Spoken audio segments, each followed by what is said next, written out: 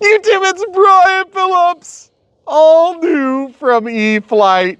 We've got the newest Viper.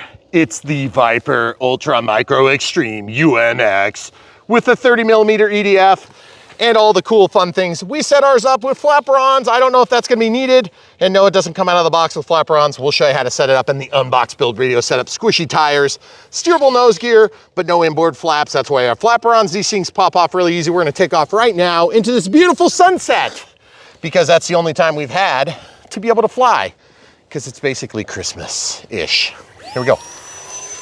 Oh yeah, she got power. 4S, 450 milliamp hour. There it is. Guys, first time's the charm. She feels pretty good in the air, definitely a smaller plane, got a different feel than the big one, but it feels pretty dang rock solid. Oh, I just got a shot of that motor as it went by. Is a beautiful, smart motor. Good power, decent control authority. Landing gear are definitely gonna create a lot of drag. I think most of us are gonna fly with the landing gear off. And for that reason, I'm gonna bring it in. Camera crew's gonna go back over to her side after this pass. If you guys haven't noticed, we're building a giant building over there. That building is gonna be called the Damn Gift Shop. So if you see it in the background, you'll understand what you're looking at. And obviously with all these beautiful new E-flite airplanes, we're gonna be enjoying them. This one's almost small enough to fly inside, but with the extended runway, as you can see, I'm overflying it now. There it is, it did the typical Viper bite. Oh yes. I don't know if you guys could tell, the wing dropped as expected in that nice little stall I put it into. Okay, so here we go. Slow down, pull up, there it is. Now there is no thrust reverse on this. Very good ground handling, I must say. Lots of control authority for turning. So if you're trying to turn around, obviously absent thrust reverse, you're gonna have to do that. But I'm gonna take off over here from the new intersection. And yes, we have been clearing snow this year, and it is so glorious to have a nice dry driveway here, AKA runway. Okay, here we go. Getting into the throttle. Feels very well behaved. Not gonna be doing grass hops anytime soon with this plane, I can tell you that. 450 milliamp hour, 4S. Same battery you may have used in the Micro Draco, opposite the 3S offering. Did they have a 3S offering in that? I can't remember. I think they did. Very good control authority. There is a rudder, guys. Okay, now I know some of you guys are wondering, do the flaperons work? Let's try. I'm gonna turn around here, then I'm gonna show you. Here's takeoff flaps now. Very good, not spongy. Now landing flaps. Kind of drops the wing a little bit.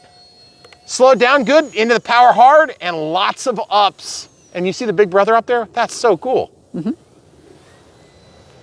You can see him just shooting all over the sky today.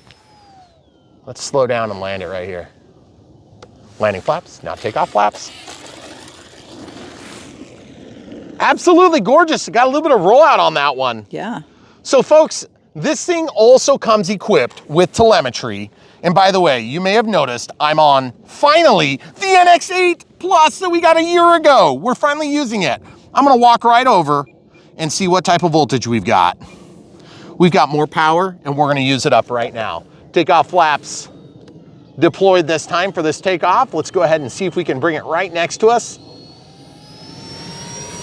50% throttle there. Nice, beautiful takeoff. We're gonna respect the manned aircraft that's screaming from above. Of course, it's probably like, 15,000 feet up. Yeah. So I think we're okay. Oh, I did stall it out at the top of that. Ooh, 13.6 volts. Beautiful. We're gonna go up and over. I'm getting audible alarms, which means I need to land. And guys, look how nice it is when you have a long enough runway. Look how much easier that is. Beautiful. Look at that. Just a little bit of jank, and it gets it slowed down very, very nice. And guys, can you argue with the beauty of those LEDs? Not only do we have the white, bright, day bright strobes, it looks like, for me in an ultra micro, we also have the forward facing white lights, we have the nav lights, and we have the beacon on the top that fades in and out. Throttle cut is on. Guys, really well done from E-flite. Now I know you guys are thinking, I wanna see it without those ugly landing gear. Before you make fun of these landing gear, I gotta say, for being an ultra micro, that was pretty awesome. Also, I want you to notice that we have snow on the ground. So when we land this thing, if it gets all screwed up, you'll understand why. So let's pull the landing gear. First of all, we have a regular nose gear with the steerable. So we've seen this mechanism for years on the ultra micros. I am going to also point out the fact that my nose did not break off. I didn't have any problems, so that's awesome. We've seen that before with some of the slender noses like the A10. I never have a problem with my A10, but that's because I didn't crash it too many times. See this, guys? Nice, soft tires. And they are soft all the way through and springy. Where have you been all my life? Thanks. You're welcome. The camera crew is concerned about my love affair with this model. Okay, so here it is. We pop that off, no problems. By the way, it is very cold out here, and you'll notice that I'm not wearing any gloves or anything like that. Huge shooter, quick detach wing. Let's just show the people. Turn it, pull it out, pop it off. Look at this, guys. And you also have a rocket. I don't know that it's gonna fly very good. In fact, I think it would stall. It would have even more of a bite tendency. But look at that awesome mechanism. Guys, it is just getting so good. Look how easy this is. Hooks in, bring it down, turn this thing flush, and then give her a twist, and you're ready to go, okay? So easy peasy. It does come with the spare of that because it's kind of a unique piece. I'm gonna pull this forward, lift up, and then pull forward. There's strong magnets that hold that down. I don't know if this will hold, but I'm gonna try.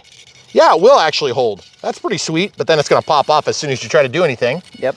And then this has an IC2 equipped end on it, this 450 milliamp hour 4S. And I have mine squished all the way back to the bulkhead. Now, the CG is gonna change very, very slightly by pulling that nose gear, okay? This is a light plane, it might make a difference. All up, definitely sub 250. We did measure it in our Unbox build radio setup, and this is the battery if you haven't seen it. Comes with a Hextronics balance lead for a 4S connection, okay?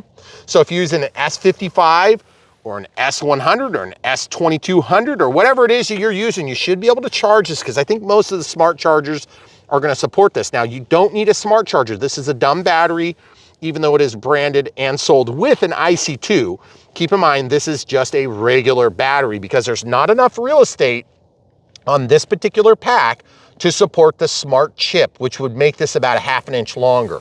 Okay, not a half, quarter inch, something like that. But what I am gonna do is I'm gonna stuff another one in because I want to, and I'm gonna fly this gear-free. Okay, so we have another battery here. Let's hope it's fully charged.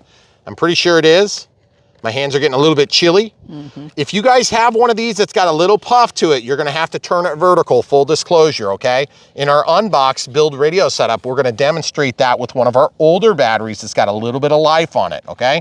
Strap goes down, strap comes over, strap closes down, it's in. Very easy. Why do we like E-flite? Because when you get them, they just work, okay? There are so many of these manufacturers make products that are really difficult to use. You'll notice I am using one hand to do this, and I'm using one hand to hold the plane. It's very easy. I don't have to do a lot of monkey business to get this working, but I am gonna let this hold nice and still. And if it doesn't initiate, I'm gonna take a moment and I'm gonna lay this on the ground so it can initiate, okay? Why do we want it to initiate? Because if it doesn't initiate, then it's not gonna work. You see it connected? You also notice the red and blue. That was not the police coming. That was the auto binding procedure. So if it doesn't immediately connect to your transmitter, just be patient for a moment and it will eventually connect. Now, the other thing too is safe is equipped on this aircraft, okay? You don't even really need to turn it on if you bind it the way we do in our video, okay? And there is a nice little hole that you can see through to the lights. I don't know if that was intentional or just a happy accident, but that little vent hole, you can see this light from the outside, which I just think is super cool. Now, also, how does this compare to the bigger brothers and sisters within the Viper jet clan? I would say, guys, it's an ultra micro. Be ready for an ultra micro experience, which is some of the best small plane experience you can have. Now, is this anywhere near as exciting as a 90? No, because I'm not crazy. But is it awesome still? Yes. Is it solid? Yes. Is it made of foam that will break when you crash into the side of the house? Absolutely it is. Will I crash it into the side of the house? Give me enough time and I will. But in the meantime, I am going to fly this thing like I stole it. And full disclosure, throttle cuts off. Check your throttle first.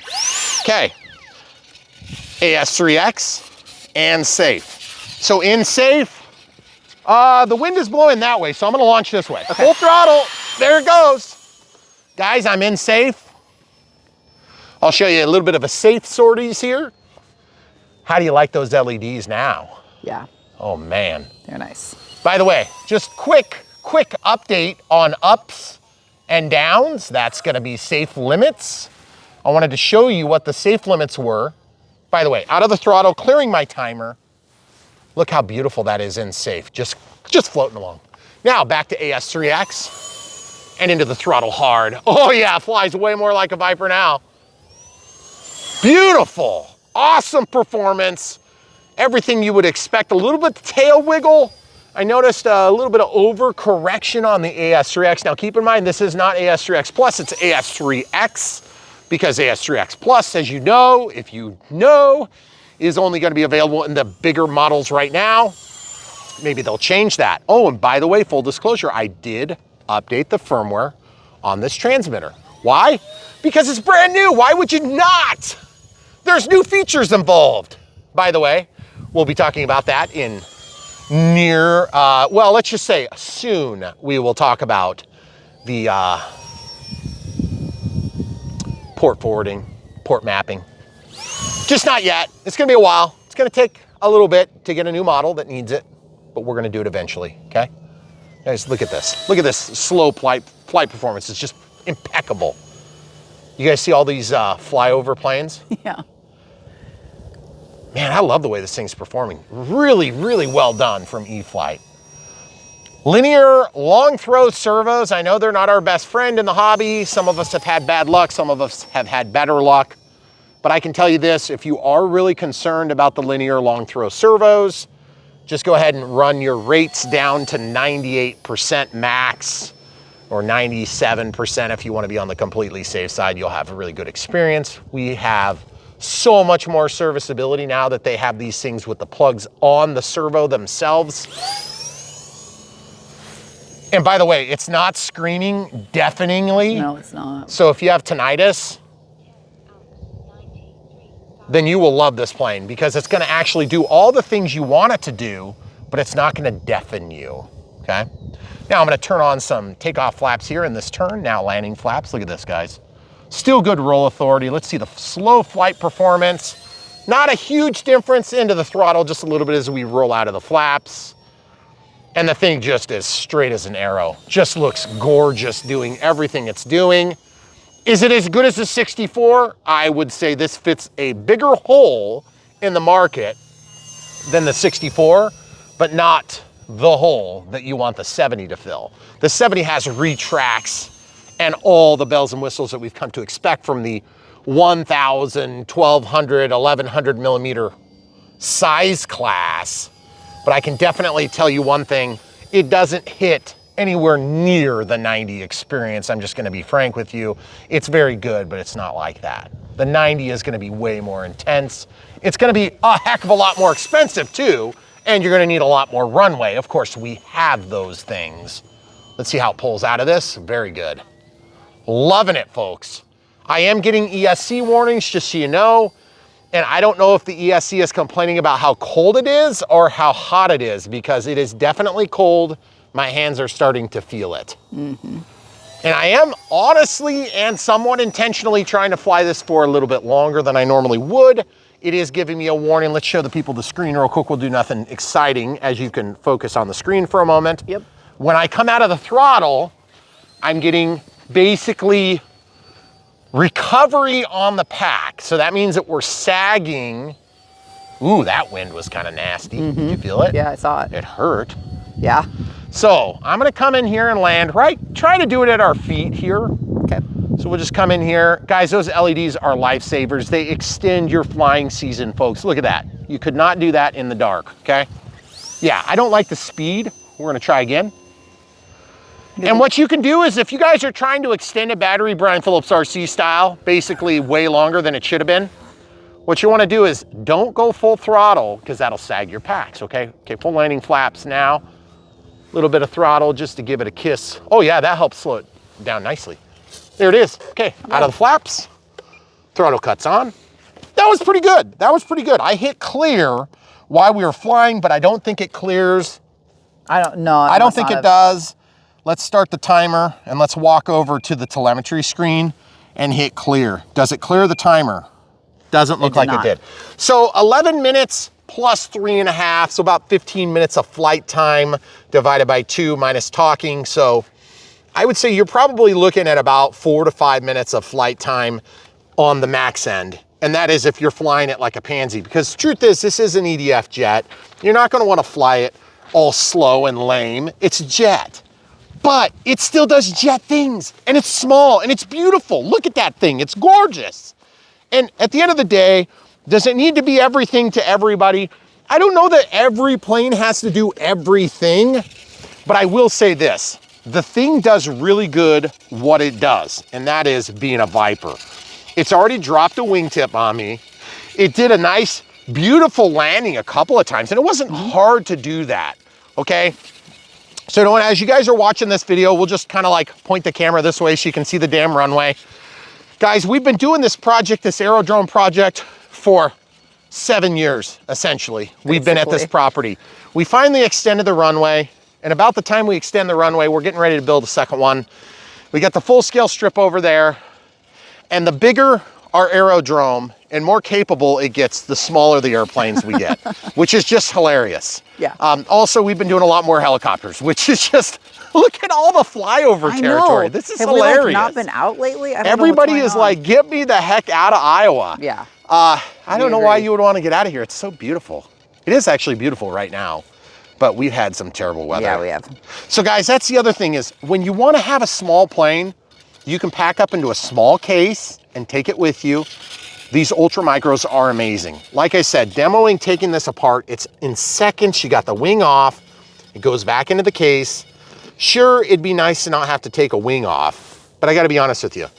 The disassembly on the gear, the disassembly on the wing are so quick and so easy that it almost makes up for it. Now, I gotta say, this pilot is second to none. It looks absolutely gorgeous, and simple as it may be, we have instruments, which is super cool.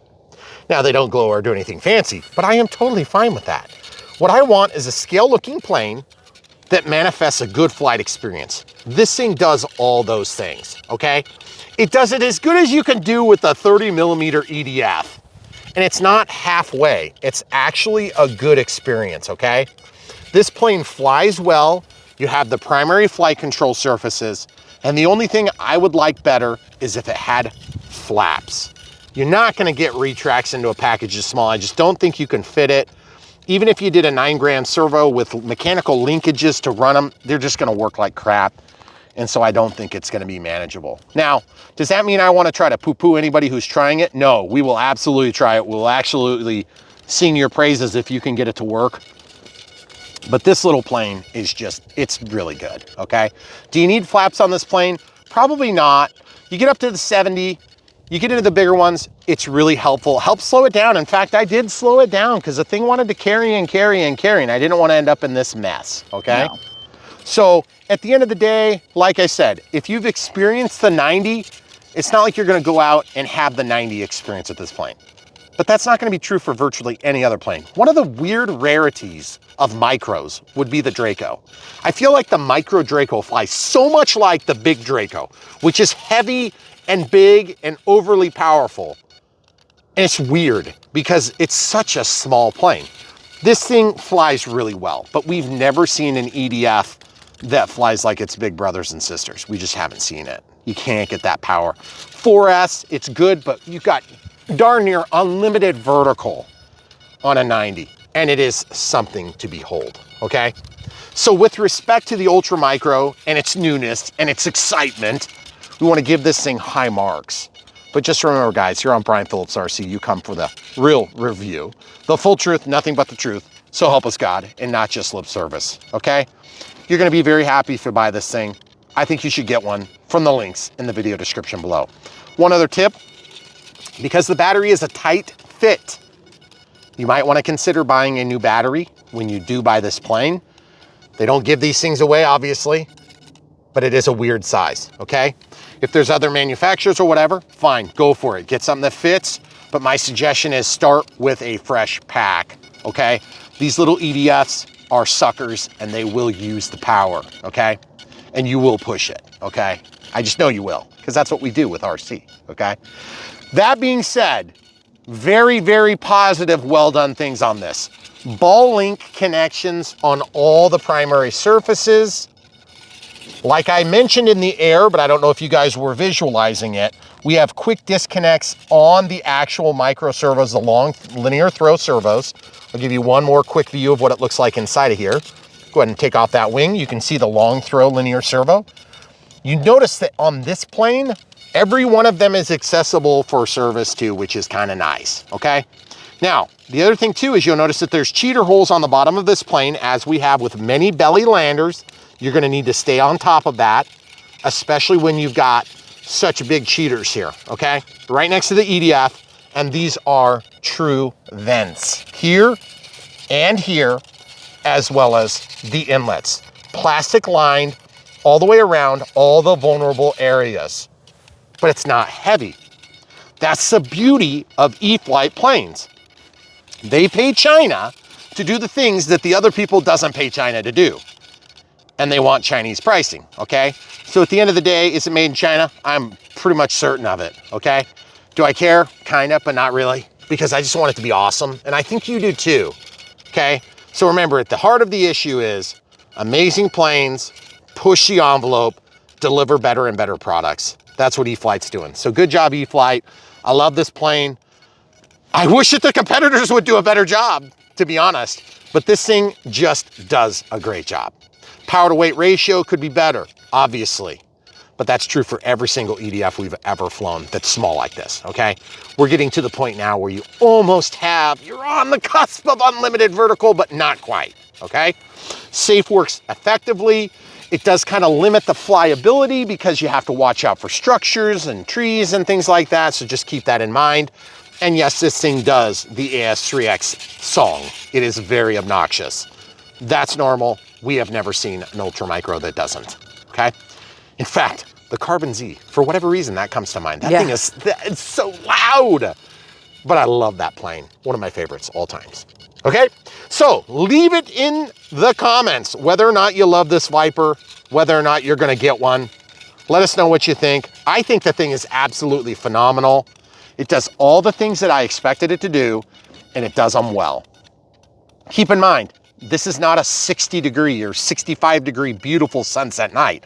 I'm out here freezing my butt off. It's probably 15 degrees Fahrenheit, and it's cold, and we've got light wind, okay? If it was super windy like it was 2 days ago, where that sock was, well, basically the pole was getting bent in half. Touching the ground. I don't think this thing would do so well. No. Okay? But with light winds, on a beautiful sunset, on a beautiful day, I'll take it, okay? Because I'm dying to fly, and we haven't been able to do much of it lately. All right, so there it is, guys. Fits in the palm of your hand. Beautiful plane. NX8, imagine that, the scrolly wheel works great. You'll see all of it in the Unbox build radio setup. If you have questions, leave them down below. We'll do our best to get back to you. But in the meantime, when you're thinking about something you must have, think no further than following the links in the video description below. Get yourself one of these Viper Ultra Micro Extremes. They are good. You'll love it. Any other questions you got? We'll try our best, but the truth is, I think you guys have seen everything there is to see about this. With the exception of flying it on a beautiful evening, I think it's gonna do tight spaces. We have a pretty big area here, but I felt like I had tons of room. I didn't feel cornered by maneuvering unless I was unsafe, okay? Is this a first time jet for somebody? I still think the Habu 50 is a better value for what you need as a beginner, okay? They both have fixed gear. This one's gonna be a little bit cheaper, but not by much. But it's gonna be a lot faster and a little bit more bitey. You are gonna lose the wingtip when you're in on final if you flare too much. And you're just not gonna get that with the Habu. The Habu is so dang easy to fly, okay? Now, if you have a Habu, whether it be the STS 70 or the 50 or the SS or the Habu X, is it the Habu X? XS. XS, yeah, Right? yeah, XS. the bigger one, Yes. okay? The most crazy one. If you've flown any of those, you'll be fine with this. But I gotta be honest with you. I tend to think that the 70 would be a better fit for the average first-time EDFer. That's my truth, okay? You can disagree with me if you want, but I still think the 70 is gonna be a better pick because then you can start working in retracts. You're gonna have the inboard flaps. You're gonna be able to slow it down. You're gonna be able to do all the things you wanna do, okay? It's a forgiving airframe, but it will still drop a wingtip. I just think you wanna add those features, in my opinion. Or go with the 50 millimeter Habu if you're wanting for a first EDF jet and you wanna have a really positive experience. If you know how to fly, then you can slide right into that. It should be no problem, all right? Okay, otherwise to support Brian Phillips RC, I know you've been waiting patiently for these things. Patreon for monthly support. YouTube members for monthly support, YouTube super thanks for one-time donations, and PayPal, all of which are always much appreciated. But at the end of the day, the best thing you can do to support Brian Phillips RC financially is watch videos, smash the like button, click the bell for notifications, and then buy stuff from the links when you love them. And if you don't love them, wait till you see something you do love, and then love that by buying it from the links, okay? We're here to support the RC community, and the way we do that is by telling the full truth. Nothing but the truth to help us God. And I think that this is truthfully a really good plane. I think you guys are gonna love it. So check it out, get one. Oh, unbox, build radio setup will follow on this very video. Stay tuned. YouTube, it's been a few minutes. So we're gonna open this box right now. Happy New Year, I think. That's when we assume you're seeing this. Don't let the Christmas tree fool you. Don't start with the tree. The tree might be up for a few more months. So this is all new from E-flite. Oh yeah. Amazing, it's the ultra micro version of the Viper jet. Amazing and beautiful, ultra micro, 4S capable, 30 millimeter EDF, the beloved, the Viper. So we're gonna see if this is any good. Now, this does have LEDs, which is sweet. It is in the blue and white color scheme, which we have seen that before in the full size one, right? Because they're yellow right now. They're yellow and white is the current revision. And was there a red one also? The 90 is red. Yeah, the 90. We have an old blue one that's smaller. Well, then there's a 64. Yeah. There's a few different sizes. But either way, this one here, if you guys want to look at the sizes, this is it's Brian James. Brian James. So there you go, there you go, there you go, there you go, there you go. Okay. And it's upside down here. Looks like we got fixed landing gear. We're gonna open up and find out what it is. Now, full disclosure real quick, this is a battery it's gonna use. 450 milliamp hour, it's not included. 30C. This is not a smart pack, even though it looks like it. We'll show you these ones. These ones are opened so as not to waste your time. I have a little wrap around this that has some Velcro on it because I don't like to put Velcro on my packs.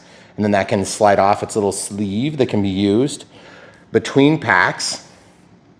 And this is a 4S, but it's got the Hextronics balance lead here for balance charging, as well as the IC2. Okay, so if you go to charge that, unless you're using your XBC 200 to check the voltages, you can use the IC2 connection, which is pretty sweet, or like any other dumb battery, if you will, you can just use your balance lead, and your balance lead is supposed to actually plug over here. And then it shows you what your charge ratios are and all that stuff for each of the cells. But just keep in mind, when you go to plug into the charger, if you're using a standard smart charger, you're not gonna have the correct port. So you need to make sure you get yourself one of these awesome adapters like this, the small ones that have no cable, or you need to get one of these like this. So why would you need this weird cable like this? That would be if you're using like a heli operation, like for instance, the 230S, and you want to use a smaller size battery.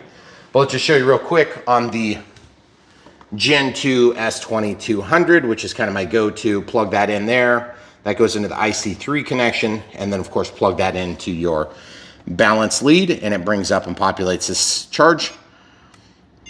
Okay, and the current rate, I'm gonna set it to 0.5, you might set it to 0.4, you might go up and do 2C and set it to like 900 or 0.9 milliamps. You could hit start. This one's already charged, so it's not gonna go for very long.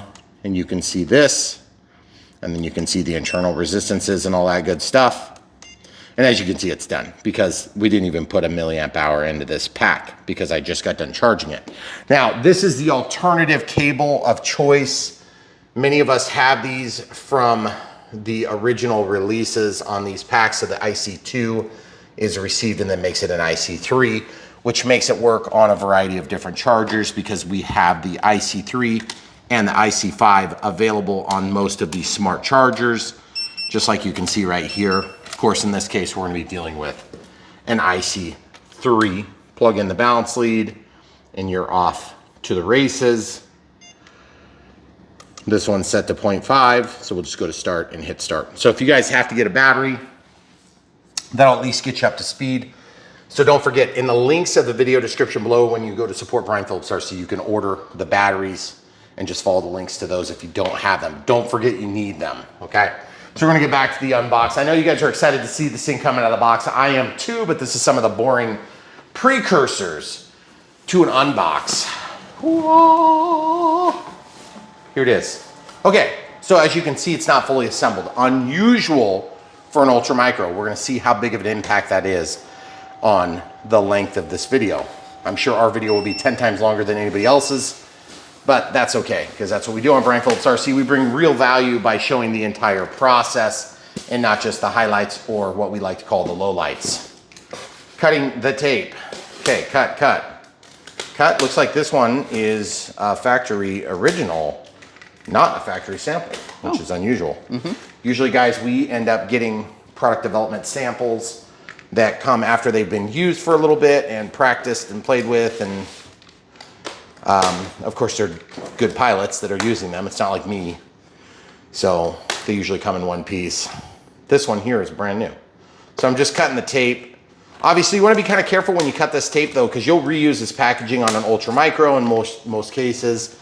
And just to be clear, this is an actual ultra micro extreme, which is what UMX stands for. So UMX Viper, of course, meaning the Viper Ultra Micro Extreme. Some of the ultra micros, you can pack everything you need in the box. In this one, it looks like it's gonna be the plane, maybe a couple of batteries. Looks well packed, I see no concerns about the way it's packaged in there. Let's go ahead and get the manual out as we go. Now, one of the few things we like to do on this channel is read manuals. We do it as reluctantly as we must to get the job done. But if you're gonna read a manual, an E-flite manual is usually one of the more consistent manuals among the line of different available Chinese-made offerings in North America, okay?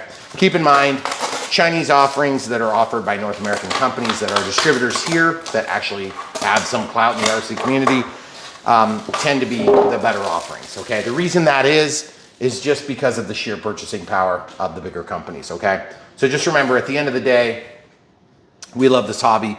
We want to see it succeed, and the best way to make it succeed is to basically buy amazing stuff when it comes out, okay? This will be one of the things, okay? So we've got that manual untaped. We'll pop this out. There's somewhat of like a warranty card sort of thing, and then here's the book. Camera crew is going to show you that for just a quick second. Take some of this foam out of the way. So now here on Brian Phillips RC, if you guys are brand new to the channel, welcome to the channel. We've been doing this for a little over 10 years, unboxing, building, and doing radio setup. And our early years, it was a little bit different situation. There you go. The binding is kind of tight on this book, isn't it? Yeah, it is. Transmitter setup. Okay, so this is the English. By the way, this manual has a bunch of other languages, so that's why it seems long. But this is kind of your transmitter setup if you're gonna follow along for the NX series. If you have a DX, this is how you would do it. And if you have an IX, you would do it this way. So we'll just kind of focus this on the page for a minute so you guys can see it. If you need to pause, that's fine. Alternatively, if you're ever looking for a manual here on Brian Phillips RC, look in the links in the video description below like you're gonna go buy it. Click on that link, scroll down, and then you have manuals and support right there on each of the available planes. Now, if it happens to be an old video and it's discontinued by the time you've seen it, maybe it's 4 or 5 years later, that's fine. You can actually, sometimes you have to click show discontinued, which I think for you is over on this side of the screen. Yeah. So, and we try to make the links that show the discontinued if we know it's discontinued, because people do come for help. So here on Brian Phillips RC, we do that. Okay, fixed gear. Fixed gear come in a bag. We're gonna dump this out. We will come back to the manual after we're ready for radio setup. So these are just regular spring steel. Looks pretty standard. They feel robust, but they're definitely gonna be, you know, ultra micro planes are some of the best small gear that you can get, but they still suck compared to regular landing gear. There is no getting around it. These look like they're really well thought out. They're very soft, very supple. Good spring back too, you see that? It's not just that they're soft, they spring back well. I haven't noticed that before. They must have got a different formula down, because these look like they're gonna hold on to their shape better than some of the other soft tires we've seen in the past. We have been yelling and screaming for soft tires for so long. And it's ironic because the GB that just released here not too long ago, which is over there on the ground next to that heater that's oscillating, that GB has literal plastic tires and spring-loaded bogies. So surprisingly works on that particular aircraft. And then this must be a lock for the wing. It's got what appears to be a twist kind of direction on it. So I'm gonna pop that out of the package. We are not gonna drop that on the ground. It looks minuscule. So we'll just drop that out. Do not lose this. You will not be flying if you do, okay? So just pop these bags back into the bag because we need some of those, son. We do. I'd like to pack a sandwich for lunch. Yeah. So, and the moment of truth. I know you guys are screaming, get that thing out of the box, Brian. Been waiting for hours. Jeez. It's all right. Welcome to Brian Phillips RC. Okay, first of all, pulled off all the foam to protect the foam from the foam. And man, that is so dang gorgeous. Even the pilot looks pretty decent. It looks like the pilot maybe got kissed. He was like in a makeout session or something. Look at that. Oh. He's like all over the place. So that plane, that body is scaled down exactly. So that tiny. is so sweet. And then look at that. The wing has tabs that are gonna connect all the surfaces and LEDs right like that. Long throw linear servos. I know some of you guys are gonna be like, bleh, bleh. Sorry, that's just the way it is. I can't necessarily say I totally disagree, but at the same time, they have come a long ways from when we first started. And also that is a well-protected elevator servo so that when you belly land this, because I think the vast majority of us are probably not gonna be doing wheels up, wheels down with a plane on this size and scale. We're gonna tend to be hand launching something like this, okay? Now I'm not saying you have to, and of course we do have a steerable nose gear, it looks like right there. So that's gonna be pressed in just by pressure, and it should come right out. I'm not even gonna press it in yet. And there's that lock tab. The ventral fins are a large plastic assembly. That's gonna be the first thing to break on this plane for most people, I think. Feels like it's got some robustness to it, but it could be a little thicker. That being said, that's gonna throw your center of gravity tail heavy if you're not careful. And then look, we're already on the inside. Ball link linkages. Guys, these ultra micros have come so long, so far in 10 years. This is a plastic ring to help reinforce that opened edge. It's very thin, it's small. And yes, this does feel like EPS as opposed to EPO. Additionally, this is not removable, it's plastic, so it's got some bearing capability. So as you grab the plane, it's gonna have some strength. This, however, is all foam, okay? So the leading edge of that is foam. It's gonna get beat to hell. Same thing here. Fiber, or not fiberglass, carbon fiber rod. Carbon fiber rod, nice paint job. It's all over painted. And so it blends in nicely. Naked foam right here. It's not white painted, it's just white. I could care less, by the way, full disclosure. Some people really get bent out of shape about that. I think it looks fine. And by the way, on a small plane like this, I'm not expecting the sun, moon, and stars, but I do want it to work well. That's why we do the reviews, because the truth is, sometimes these little EDFs kind of suck or blow, depending on which way you're looking at it. I'm hoping this one does neither. Well, except it kind of has to do one, has right? to at least both. Has to suck and blow. All right, the wing. This assembly looks impeccable. Look, first of all, look at the sharklet. Yeah. It is so small and yet so perfect. And it's got strength to it. So I don't know how they did that, if they've got a piece of carbon fiber. Oh, there's plastic on it. And then look at this little filler piece, guys. That is a foam filler that goes out here. Serviceability to the plug on the servo. So if you had the servo go bad in the past, you would have to unwire all the way back to the center. And then in this one, you'll have to unglue this, break it off, and then you'll have like a reglue and a reglue after you get your new servo in, and then you can unplug that connector there, which is like a micro pH, looks like a 3-prong plug. It might be actually one step down for micro pH. So I take that back. And then we have the LEDs, which look like a side nav light, a strobe, and a forward-facing light, as well as over here, we've got the same, okay? Now, these are only outboard ailerons. You're gonna notice there's no inboard flap, and then the main landing gear would attach here, okay? So it's gonna key in like this, except I got that backward. It's gonna key in like this, and then it's gonna rotate around and snap into position so that the landing gear is outboard, okay? So you see how that works? Looks like, wow, that was actually quite easy. Yeah. Very easy. Okay, so that's a nice outboard landing gear. Okay, now how hard is it to undo it? By the way, cheater here. Oh, that is a spare clip doohickey. Oh. That's a spare. I was really hoping that was a spare, guys. I'm happy to report that's a spare, because somebody's gonna lose that thing, and they're gonna be pissed off because it's gonna be like in the grass, you know, and you're gonna be walking around looking for it. This is not metal. Do you have to take that bottom wing off to put the battery in? Or is the battery on the top? No, it's gonna go onto the canopy. So we just haven't gotten there yet. So as you can see, this is gonna pop out just like this. I'm gonna just carefully support it, walk it around, and booyah, out, and in your pocket or whatever, okay? All right, so we're just gonna pick up the plane, the fuse, and then we've got these clips, it looks like right here. You can see they kind of got like a J-hook, they go up. So they're gonna go into here, right there and there. So just drop it in like this, and then that's gonna hook into all the plastic. You can see it's got a good hook. And then this thing here, you gotta turn it, looks like just so it's 90 degrees. Kind of keys in there to hold itself in position while you're dropping it. Then once you drop it down, then I'm just gonna choose to turn it this way. I don't know if it turns the other way, but it worked. So I'm gonna go with it. And it holds that thing on there, feels nice and sturdy. I am nervous though, because I bet somebody's gonna bust that thing.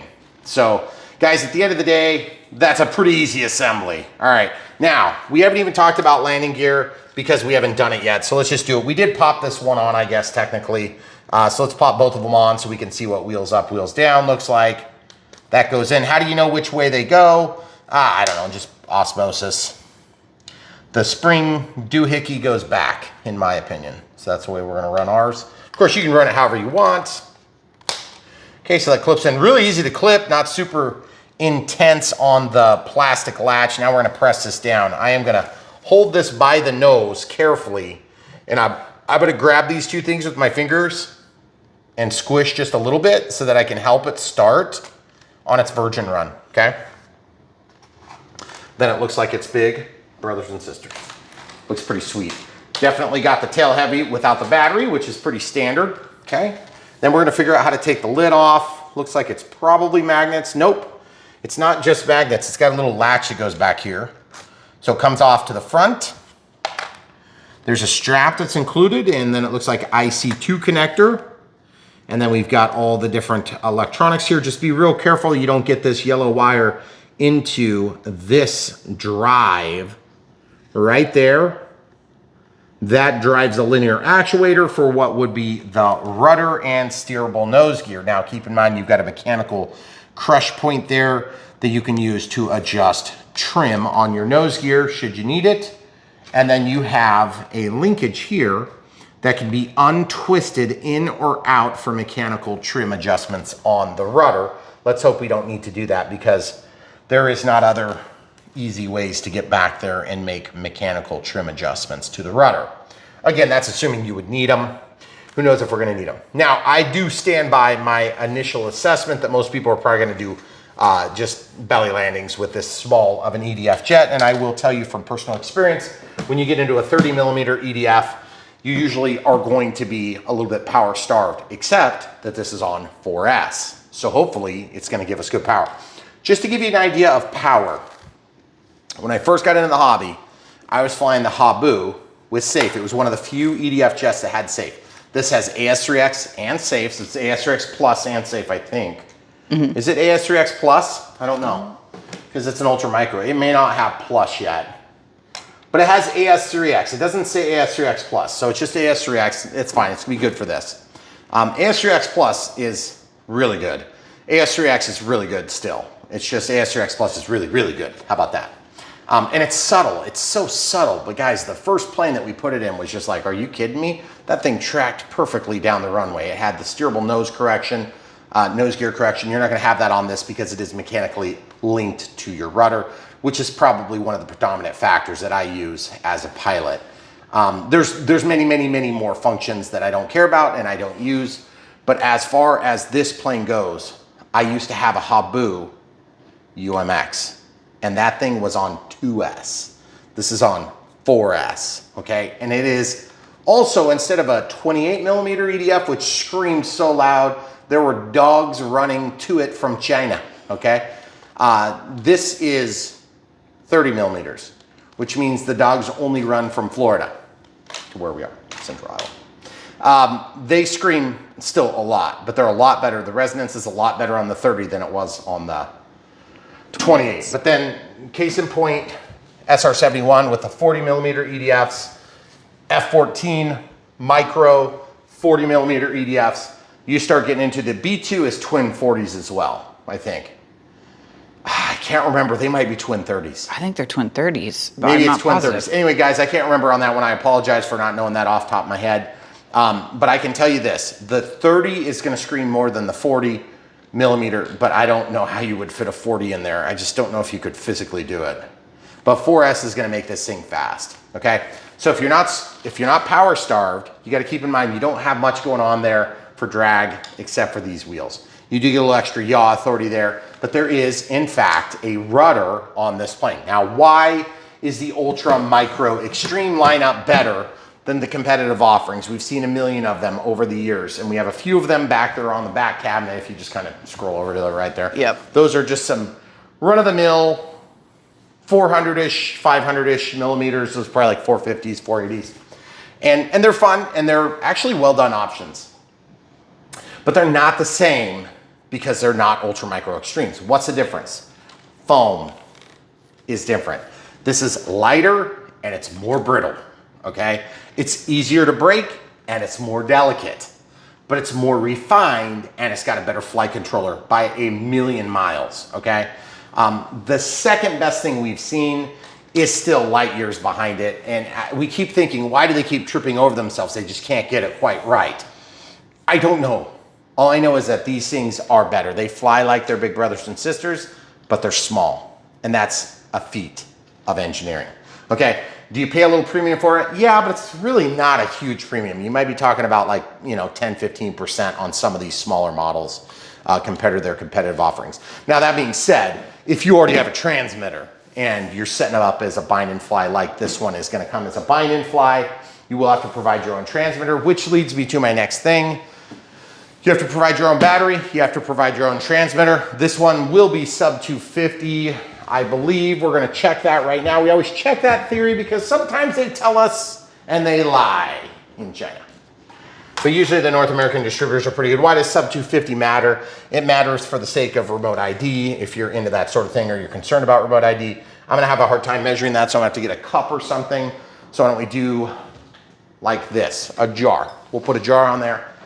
It'll make our scale. We can zero this guy off. We're gonna measure it empty, and then we're gonna put a battery on it. So it's 126 grams. Can you move over to the right so you lose that glare?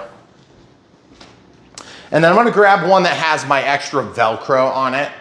and this little strap of plastic. Now yours isn't gonna necessarily have that if you don't choose to do it the same way I did. But just to give you an idea, I'm gonna slide this over to the side just to make sure I don't tip it off. And there you are, 180 grams. So you got room to spare on this, and that is all up weight. That's gear, that's battery, that's the extra little strap I added in there.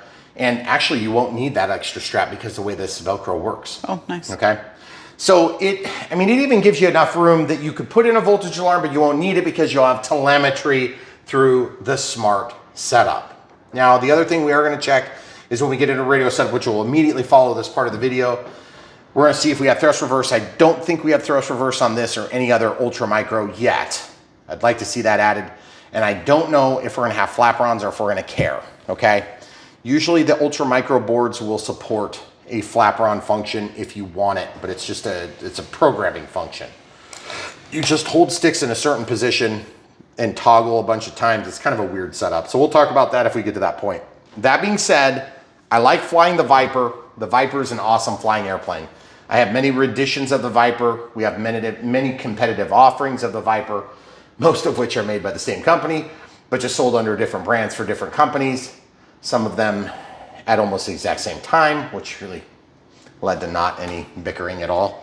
All I can say is I like them all. They're all really good. They're all really well done. If you haven't ever experienced a Viper and you want to do it on the cheap, this might be a good place for you to start with a Viper.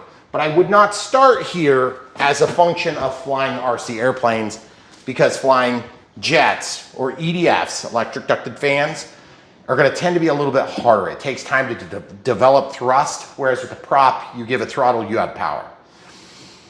So that means landing can be a little bit challenging, but that's where safe helps so much. This is such a light plane, it's going to have a low consequence ratio, but because it is now all of a sudden 4S and fast, the consequence ratios get more thrown toward a little bit more experienced. They call this an experience level 2. Experience level 2 is kind of like the catch-all for most entry-level airplanes. But the truth is there's gonna be some people that say this is a good place to start for jets. I'm not gonna say it's a terrible spot to start, but I still think the Habu 50 is gonna be a better fit for the average Joe, because you have EPO foam that's gonna be a lower density, it's gonna be less likely to get damaged, it's gonna be a less complicated plane in terms of flight characteristics, and it's also gonna give you a longer, more robust flight experience. Bang for the buck, it's gonna be a good option if you wanna start flying EDFs and you wanna do it on the cheap, okay? But if you're wanting to fly the Viper on the cheaper end, this would be a cool place to do it, okay? Because I don't know of any other ultra micro Vipers. So this is pretty sweet. Now, by the way, if you guys are wondering if the Viper is a real plane, yes, it is a real plane, but it was an experimental plane. I don't think a bunch of them were made. I think it's a sweet looking plane. I tend to prefer planes that are scale, meaning that there was at least one of them made that was real, and it closely emulates that real model. So of course this does that, okay? As far as the 90 millimeter compared to this 70 millimeter, compared to the, or excuse me, did I say 90? Yeah, I said 90, that's correct. 90 compared to the 70, compared to 64, compared to this, which is now the 30. They're all gonna be good in the Viper airframe flight characteristics, because Vipers have always been good flying. But that doesn't mean that you're not gonna have different issues that come up, okay? So we're gonna explore those in our maiden flight video. So now if you guys are seeing this, because this is an ultra micro, it may all fall into one video. So you may have seen the flight and then the unbox build radio setup. But in this unbox build radio setup, that leads me to my next step. We are getting ready to not necessarily put down the NX10, but we are out of model memory, or we should have been like 40 models ago on this NX10, okay? Spectrum Airwear stops at 250, okay? We're past that kind of a lot. I don't know how we tricked it, but we did trick it, and it started noticing. So that means that we're finally gonna break into the NX8 again. So we're gonna stop this unbox portion of the plane. We have to get the NX8 opened, and so if you see this small detour and you're not interested, or you already know what you're doing with your NX8, this might not be for you, but we're gonna do that right now. So we appreciate you guys bearing with us. We're gonna show the unbox portion, and then we'll pause. I'll update firmware to get it up to speed, because it's been sitting in my queue for like a year. Because we keep finding extra model memory in the NX10. And we've had such good luck with the NX10.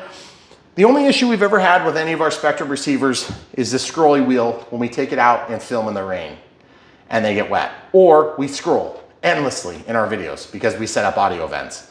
Because the audio vents we need are way down here at the end. Spectrum, if you're listening, put them at the top. Would single-handedly fix our scrolly wheel issue.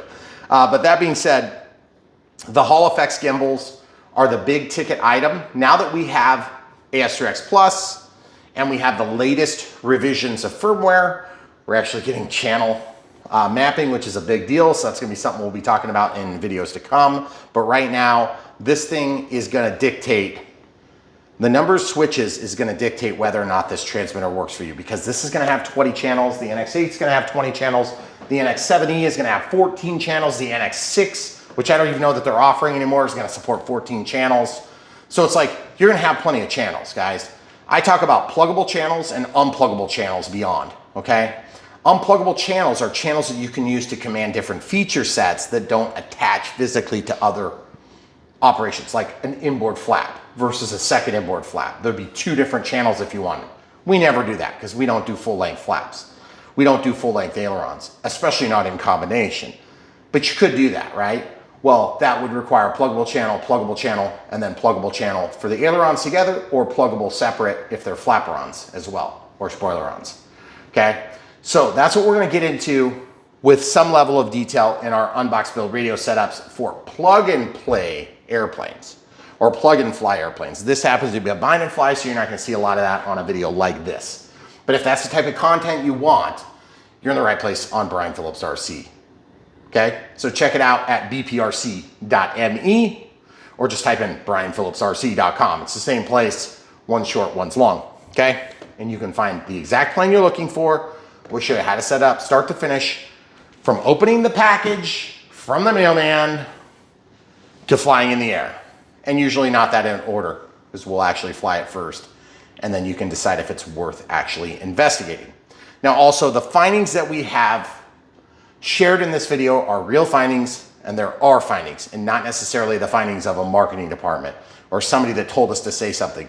Although they do try to tell us to say certain things, that's fine, they can, and we will mention things like, hey, this runs on 4S. Yeah, thanks for telling us. That's good to know.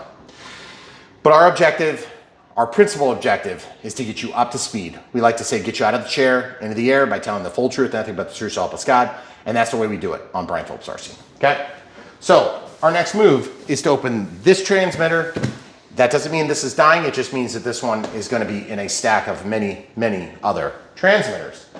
And then we're gonna use this battery, if you wanna show the people real quick while I get the knife. So guys, thanks for bearing with us through this process. Obviously, my wonderful camera crew, who supports me in all sorts of things, is going to help us to do timestamps on most of our videos. And that way you can find exactly what you're looking for. So we're gonna go through this unbox process. Obviously, in order to update firmware, we're gonna have to register our product to us, because that has a lot of personal information in it. We aren't gonna share that process, but you're gonna go to spectrumrc.com. And yes, there are different websites. One is Spectrum's retail forward-facing site where you can look at products that they offer. And no, that's not horizonhobby.com, it's spectrumrc.com. Then they have their internal side of things. And yeah, they like to have two different logins, just to confuse the heck out of everybody. So those two different logins are gonna allow you to have your registered parts, okay? So once your registered parts are registered to you, then you can go ahead and update firmware. And what that does is it helps to cut down on theft and things like that, because if you steal somebody's transmitter, at least you can't update the firmware, or some such thing, I don't know. I'm not sure exactly what the deal is. But you could register all your stuff. You don't have to though, okay? So now, we have already done tons of stuff. This is technically the NX8 Plus, okay? Now you may notice that that doesn't say plus on it anywhere. So long as you update the firmware, it's going to do the things. But just keep in mind, the NX7 loses a lot of features that you may not be aware of. Namely audio vents, namely Wi-Fi, okay? Those are two big events, two big things for a lot of people. And then namely, you lose 6 channels. But you have lots of features on there that might get you what you need. If you're a Futaba guy and you just want something to do bind and flies once in a while, the NX7 might be your ticket, because you lose sliders, okay? And you have a little bit less switches, but you still have the rotary knob and you still have the primary switches that we use most of the time, okay? But you're gonna get a bigger battery, you're gonna get a Hall effects when you go to the 10, but you're also gonna add the sliders. I don't ever use the sliders, guys. You might. If you use the sliders, congratulations, you need the NX10. If you don't use the sliders, the NX8 might be the ticket. If you don't need the Hall effects gimbals, the NX8 might be the ticket. Now, why are we talking about this in a video? Because this is when we're doing it, okay? Because we've been avoiding this for a long time. Our son's gonna love that. Yes, he is. He puts the stickers on his His water whole bottles. water bottle will be in NX8. So, camera crew, if you could just read through this manual form, that'd be Perfect. great. Yes, I will do that. We are not gonna read that thing. Not even a little bit. Not even a little. But it does exist. Okay, look. Let's show the people what comes in the box. Ready? Give me that stuff. More stickers. More stickers, good. They'll like those too. Give me that plastic, please. So, this is what comes in the box. Now that you know what comes in the box, you can make decisions based on that. So it comes with the USB folded mini, or no, it's USB micro to USB A.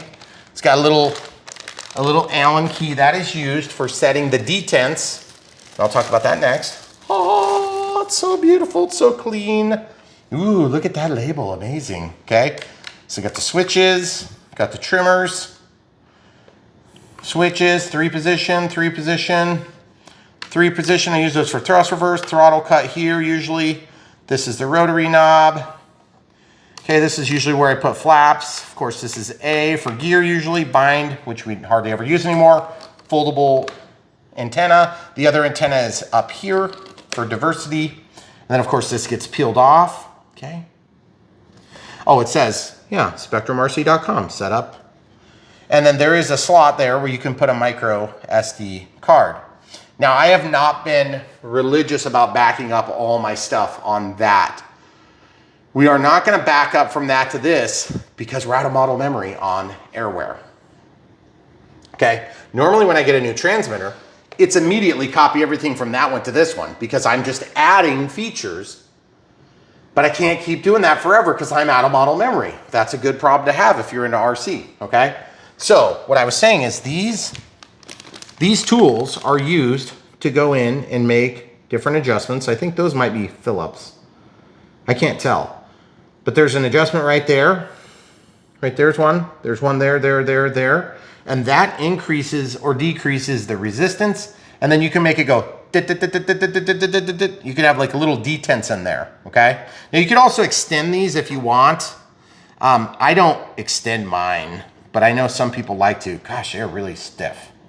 Maybe you can't on this style. Oh yeah, you can undo that set screw right there, and then this can slide in and out to make your sticks longer.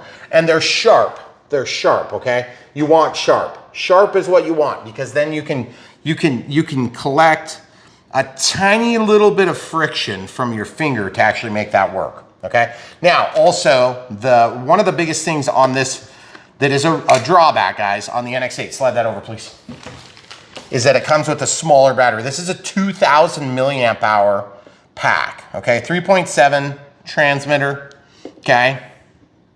And this one is, 2,200 milliamp hours. This one is the bigger pack. So my only suggestion is if you go with the 8 instead of the 10, it does come with a lanyard too, which is nice because yes, I do use lanyards. You're gonna get the smaller battery, you're gonna get a lanyard, but you're not gonna get the bigger battery, and you're not gonna get the Hall effects, and you're not gonna get the sliders, but you're gonna have 20 channels still. So that's why I tell people all the time, the NX8 is where it's at for the average Joe if you're not really going nuts, okay? So this, of course, will hook onto the front, and we will be using that, okay? So the first thing I wanna do is pop out this battery carefully. Okay, so it's very easy to do. It's got a regular Hextronics plug, but that's a 1S plug, okay? And if you're wanting to lay this down, you could actually put it in the case like this, and that'll protect your sticks. I'm just trying to remember which way it went. Was it this way or that? That's the back, this is the front. Yep. Okay, so that does make it a little easier. Then you can pull this little plug holder, which ironically, I can't remember which one I did, but I had one that my son was using, and we had 2 of these batteries, so I made a little parallel to run these in parallel. So I had 4,400 milliamps of capacity on that. This one here is bigger, it's 6,600. So you can see it's just 3 of those cells that are in parallel, okay? So we'll pop this open.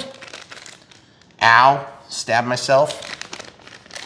And then we'll put this in, and then this thing's gonna need to charge, and we're gonna need to update firmware. So this thing lines up in there. You can see that the key opening is at the bottom. And what I mean by that is that this is gonna go toward the bottom, okay? You can also tell there's a red and black down there, but it's really hard to see what direction it would go. So I'm just gonna slide this in just like this. Now you'd be surprised how many devices demand that we provide 5 volts. Okay, so that's plugged in now. And then rotate that the direction you want. You see it's not quite long enough to lay that way, which is lame. Why is it not? Okay, so we'll go that way. So I flipped it upside down. I would have liked that to be pointed the other direction. And then the lid goes on. So let's see how this goes. So sliding it in, sliding it back up, and popping it. Whoops. Just gonna hold this up and just pop it in, okay? So then you're golden, and then we'll press and hold power, and it's gonna turn on the system. Now this is also a color choice. You can make a color choice, but basically if we go over, we can see the status bars and all that stuff that we're used to seeing. I changed my color so that it's a little easier to pick up on camera because we do so much of this YouTube stuff, but you may like a different color scheme, okay? So with due respect, I don't wanna waste your time because there's so much subjective stuff. This came with 4.000. Yours, if you're ordering it today, is probably gonna come with newer version. I only know there's a new version because I just got an email not too long ago, and so I'm gonna work through the process of updating the firmware.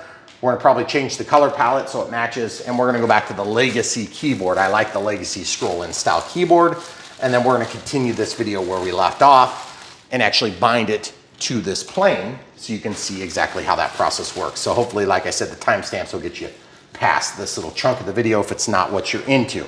Also, if you're buying one of these for the first time, I should probably show you how to charge it real quick. I use a magnetic attachment point on the back, okay? So this will be a spare for us for later. We can use that at our leisure. The way you have to plug these is quite simple. You just provide your own USB connection, whether that's through a laptop or through a cigarette adapter, and then you've got this 90-degree plug that goes in the back here. Looks like it goes this way. That is not ambidextrous, so hopefully that's the direction you would need. And then I'll just grab any random charger port. Now here's another trick. Check this out, guys. Let's grab a rando battery. I think this one here, this one I just charged the other day because I was using this to fly a plane, okay? So you can plug this into your XBC 200 smart checker directly from the smart lead, which is pretty sweet. And then watch this. This is the stupidest possible way you could charge this. See? And look, it's not the right USB. No, it doesn't have a USB anymore. Yeah. But on the old Spectrum XBC 100, it had a USB-A. So I wanted to demonstrate how cool that'd be, and then it didn't work. Sorry, guys. What I'm gonna do is I'm gonna go to just another random battery. This one's probably not even charged, 3250C 4S. On the 100.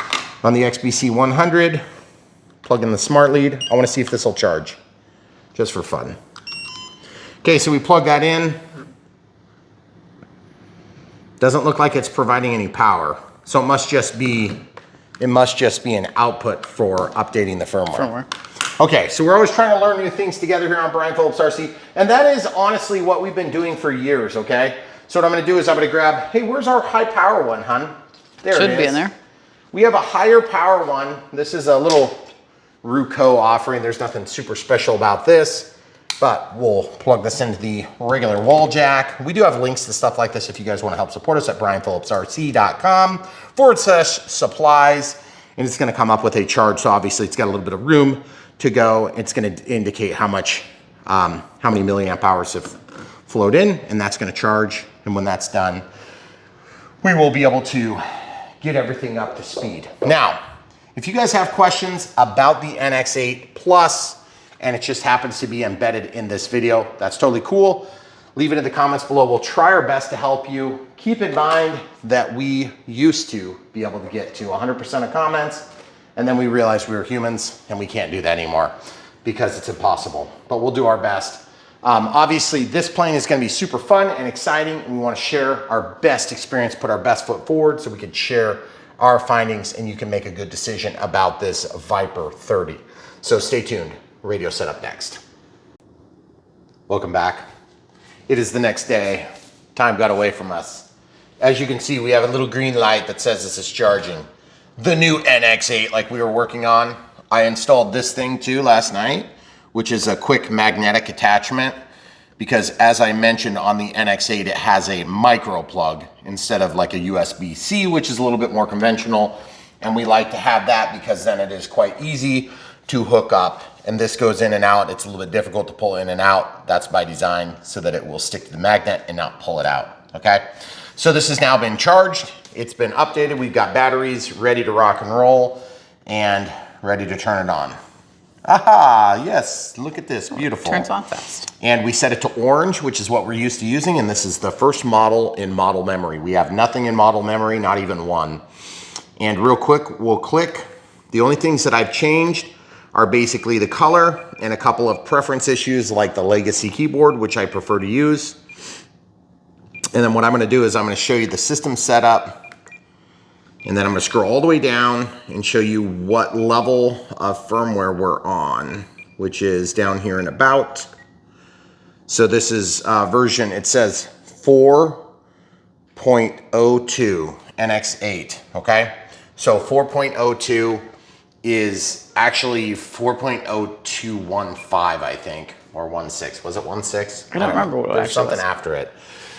So this should be all the way up to date. Also, there is a legacy channel menu and then an updated channel menu. I believe I have updated turned on now. I think that's what you said.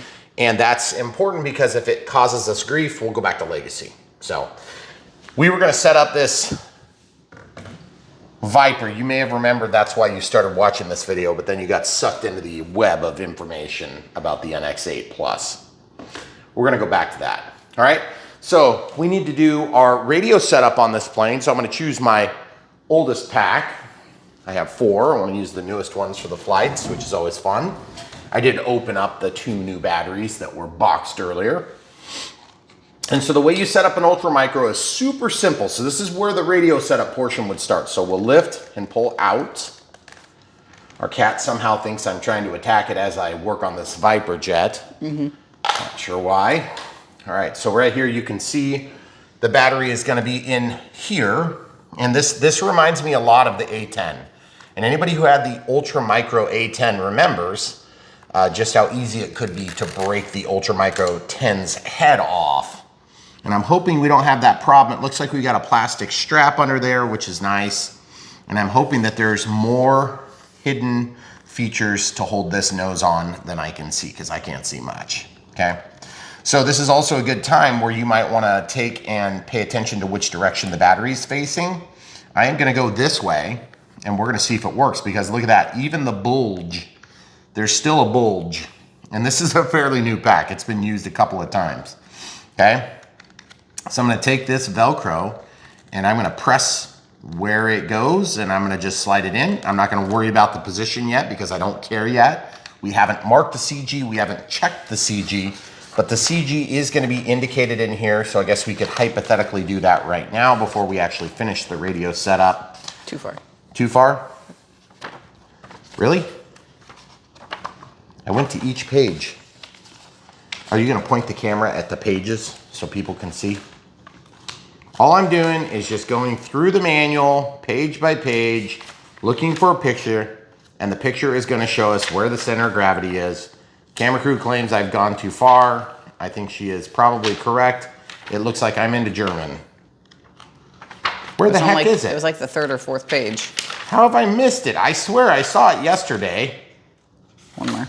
There. There it is. Sorry, I missed it. It's right there. So it's 34 plus or minus 3 millimeters from the leading edge of the wing. And it looks like it's right at the back of the canopy where the canopy attaches, okay? Now I'm just gonna tell you, on ultra micros, it's typically not a big deal if the center of gravity is not exact. And that's because we're usually talking about a slow flying, easy flying plane like this plane right here, like this, okay? This is one of the most amazing planes ever. My son loves flying it, and it's really fun. But you know what, to be honest with you, this thing will fly in any configuration because there's about only one spot you can put the battery, okay? Yep. And you're not gonna make a big adjustment in the CG here because you're only moving a couple millimeters. Now that is a lot for the size of the plane, but the weight to shifted weight relationship is very small. On that is way out there on a lever arm, so it's gonna make a difference, okay? So if you guys are brand new to using ultra micro planes and you're asking yourself, do I need to worry about the center of gravity? Well, I guess it's a little bit yet to be determined. And so in this application, I'm gonna go ahead and do what I normally do, which is to check the CG, but I'm probably not gonna mark the CG as much as I'm gonna use a marker to mark what battery goes into the plane. And once we identify where that battery is located, then we can just go with it. Okay, so we've got some calipers. We're gonna turn the calipers on, make sure we're zeroed, and then we're gonna go to the two ranges, which is basically 31 to 37 millimeters. That's a big range for a small plane. So 31 millimeters to 37, and that's from the leading edge of the wing. Sometimes that can be a little deceptive, but this one's pretty obvious, okay? So I'll just make a little bump, a tiny bump right there. I'm gonna come over here, same thing. Remember, the pattern can be deceptive the way that they've, jigged this off.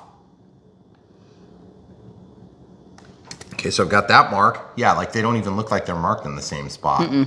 And yet they are marked in the same spot. Okay, so now I'm gonna go to 37, good Lord. That is a big range. That is a big range for a small plane. Okay, so from the same starting point, the other thing you can do is you can measure 6 millimeters from the start point to the end point, okay? And that would give you the same outcome. Okay, so now what I wanna do is I wanna go back and check my work because it's plus or minus 3, which means 6 millimeters of net change, okay? And remember, it doesn't need to be exact, but it needs to be close. Okay, there's your marks. There's your marks, good. So we can depend on those. Those are dependable measurements. You do need to have the canopy on and you need to have the wires in position, okay? Because the wires are a considerable amount of weight for such a small aircraft. The other thing too is as you adjust for your landing gear, the landing gear will make a bit of a difference, but it's not gonna be a gigantic difference because most of your landing gear body is on the center of gravity. So really the only thing that changes the center of gravity drastically would be the nose gear. And the nose gear is very small, very light.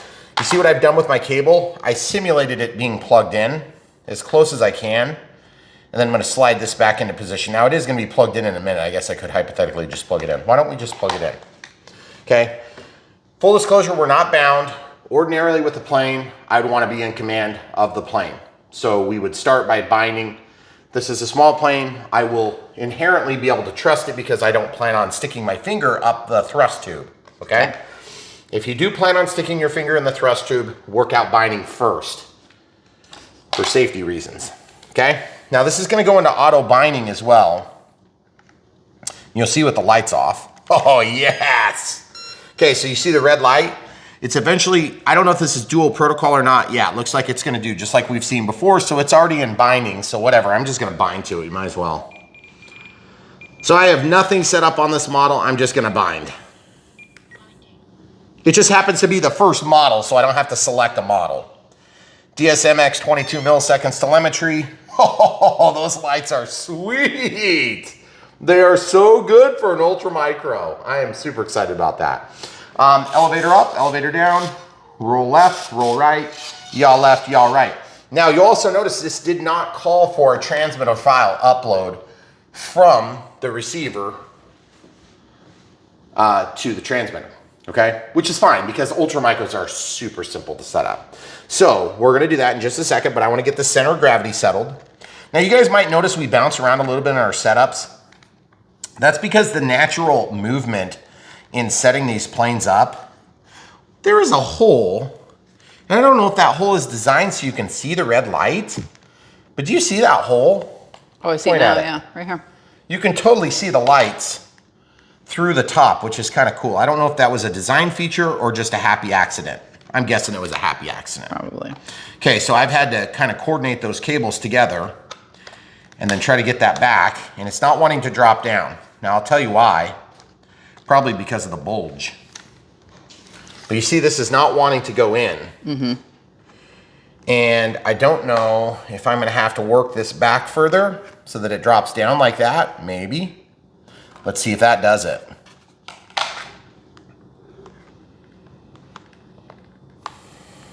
Why is it fighting me? I don't think your cable can be on top. I think the cable is gonna have to be tucked down in there. But you see, we've got this balance lead here as well. Now we do have a pretty significant amount of cable. We might be able to put the battery the other way. But I honestly don't know where the battery needs to be, so I guess I'm sort of reluctant to tuck everything in there. Ooh. Yeah, I know. I feel the same way. Oh, look. What? Now it's in there. Okay. So as you can see, the battery is in there. We have purchase on there. And just keep in mind, a couple things to keep in mind. If the wind load of going forward, it's gonna push this canopy harder onto here. But you're gonna have to resist the G-force changes. And you gotta remember, this becomes relative to this. So the movement and the inertia that's acting on this aircraft as a whole would have to be different than the inertia moving on this particular device. So it's got a lot of strength. And so some of you are thinking, oh, it's gonna blow off the canopy. I just don't think it's gonna blow off the canopy. We've seen a lot of canopies that release that way, and we've had, okay, look, we've had a few that have popped off, but they're usually really weak and they're a much bigger, much more flexy aircraft. Look at the flexiness. Give them an extreme close-up. There's barely any flex. Yeah. Okay? And yes, this plane does look really good for being an ultra micro. Ultra micros sometimes give up a little bit on scale, but that's one of the reasons why we like them. And I gotta say, the pilot just looks really good in there. I'm super happy about that. Okay, so a couple things to consider. Also, smart motor. Okay, or, well, at least it's a Spectrum motor, I should say. But it's got smart technology inside of this. So that means we're gonna also have telemetry data that's coming through. Yep. There we go. Yeah, that's the one I really like. Now, that is kind of annoying too, because we just plugged it in and it's already low, but this is our older pack. So it's showing 16.2, and we haven't even messed with anything yet. It auto-configured all that, which is really nice. We gotta check CG. Okay, you see my little marks? Boom, boom, and boom, boom. So let's flip this baby upside down. I'm gonna put my finger right in the middle of the range, and it's gonna be nose heavy right now. So what that tells me is that most of us are gonna probably have to move this battery because it's currently nose heavy. Now a nose heavy jet will fly a little easier for those of you that are lesser experienced. It's gonna fly a little bit more stable, inherently stable. And then for people that wanna do crazy tricks and stuff, you're gonna wanna make it a little bit more tail heavy. But my understanding is that if you're in the range, you should be basically not technically tail heavy anyway. I'm gonna flip this battery around so it faces forward. And that's gonna allow me to slide the mass of the battery back a little bit more. Now remember, you're not gonna be really adding weight to the tail of this plane, but you could hypothetically do that if you're into that sort of thing. See, I'm putting that in sideways and it's bulging. Mm-hmm. You're not gonna do that. You're gonna do it like this. That's the only way this thing's gonna fit, okay? And now the bulge is on the other side, so I'm actually gonna defer to the other direction in my case, because I already kind of bulged it that way. I'd rather just keep my bulge on the same side. And that does definitely make you cringe a little bit watching that happen. Okay, so all the way back, wrapping under, okay? Now I'm gonna take and wrap the excess up here, and we're gonna hope for the best. Just do me a favor, guys, and be real careful with these connections. These are silicone leads, but they're not very long, okay? I don't wanna see you guys losing your planes because you rip those solder joints out, okay? And I also don't want it to be a pain in the butt. It does hold the battery nicely, even without the strap, okay? Ooh, which reminds me, I might need to work that strap up. No, I don't think so. I don't think so. Is that gonna reach? I feel like it's barely gonna, no, it's gonna reach. That's good enough. Okay. So my other issue is that even gonna be allowed? Are we gonna be able to get the canopy on? Because you see there's this like relief right there. Yeah. This relief is what concerns me. It's on there. But it's getting pressure. My suggestion is if you have a little bit of pressure like that, you're gonna have to rethink where your wire is. And that is maybe not ideal, okay? So guys, here on Brian Phillips RC, we show all the ups and downs of the RC experience, one of which, of course, is fiddling with fidgety little things like this. And some of us are probably screaming at the TV saying, Brian, why'd you have this thing done? Good Lord, it's taking you 10 times longer than it did for me to set up a V52. Well, you might be correct. Okay, so I'm gonna go under this time. And that's gonna allow me a little bit more flexibility on where those cables go. This balance lead is really making it difficult on this plane. It is. That's a lot of extra wire. It is a lot. And if this was longer, I could tuck it up here, but that's gonna throw your CG. So then I have to negotiate this underneath. And guys, you just work this out now. You're gonna have to deal with it at some point. You might as well spend the time the first time. Figure out where things are gonna go. And you see I've trapped that now, so I gotta go under. Cable management 101, folks. If you don't know how to manage your cables, you're gonna end up having a janked up plane. You're gonna crash, your canopy's gonna come off. There's gonna be lots of bad language. It's gonna be a very frustrating experience. You might as well take the time while you're comfortable, inside, out of the weather. Oh yeah! Okay, so it fits pretty good now. Now we check the CG one more time. So I'm just gonna go right in the middle, right there. And on the front holes, it is balanced. Back just a hair, it's slightly nose heavy, and on the back holes, I would consider that to be nose heavy. So you're gonna have your battery all the way back, guys. Because if you put a smaller battery in there, you're gonna be way tail heavy. So let's show the people. This is how I mark mine, okay? So right there, and right there, and this is 450 milliamp hour, and this is 4S, okay? Now, would this thing fly on 3S? I don't know. I'm not gonna try it. I don't even care. I don't wanna fly a jet slower. That's lame. But if you wanna do that, that's cool. There have been only a few occasions in all the years I've been doing this that I have been okay with a smaller battery.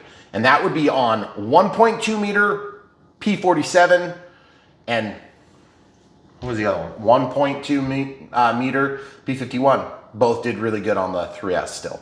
And I had really good experience with them. And then I think I might have done a 1.5 meter P47 as well. I did that on a smaller pack.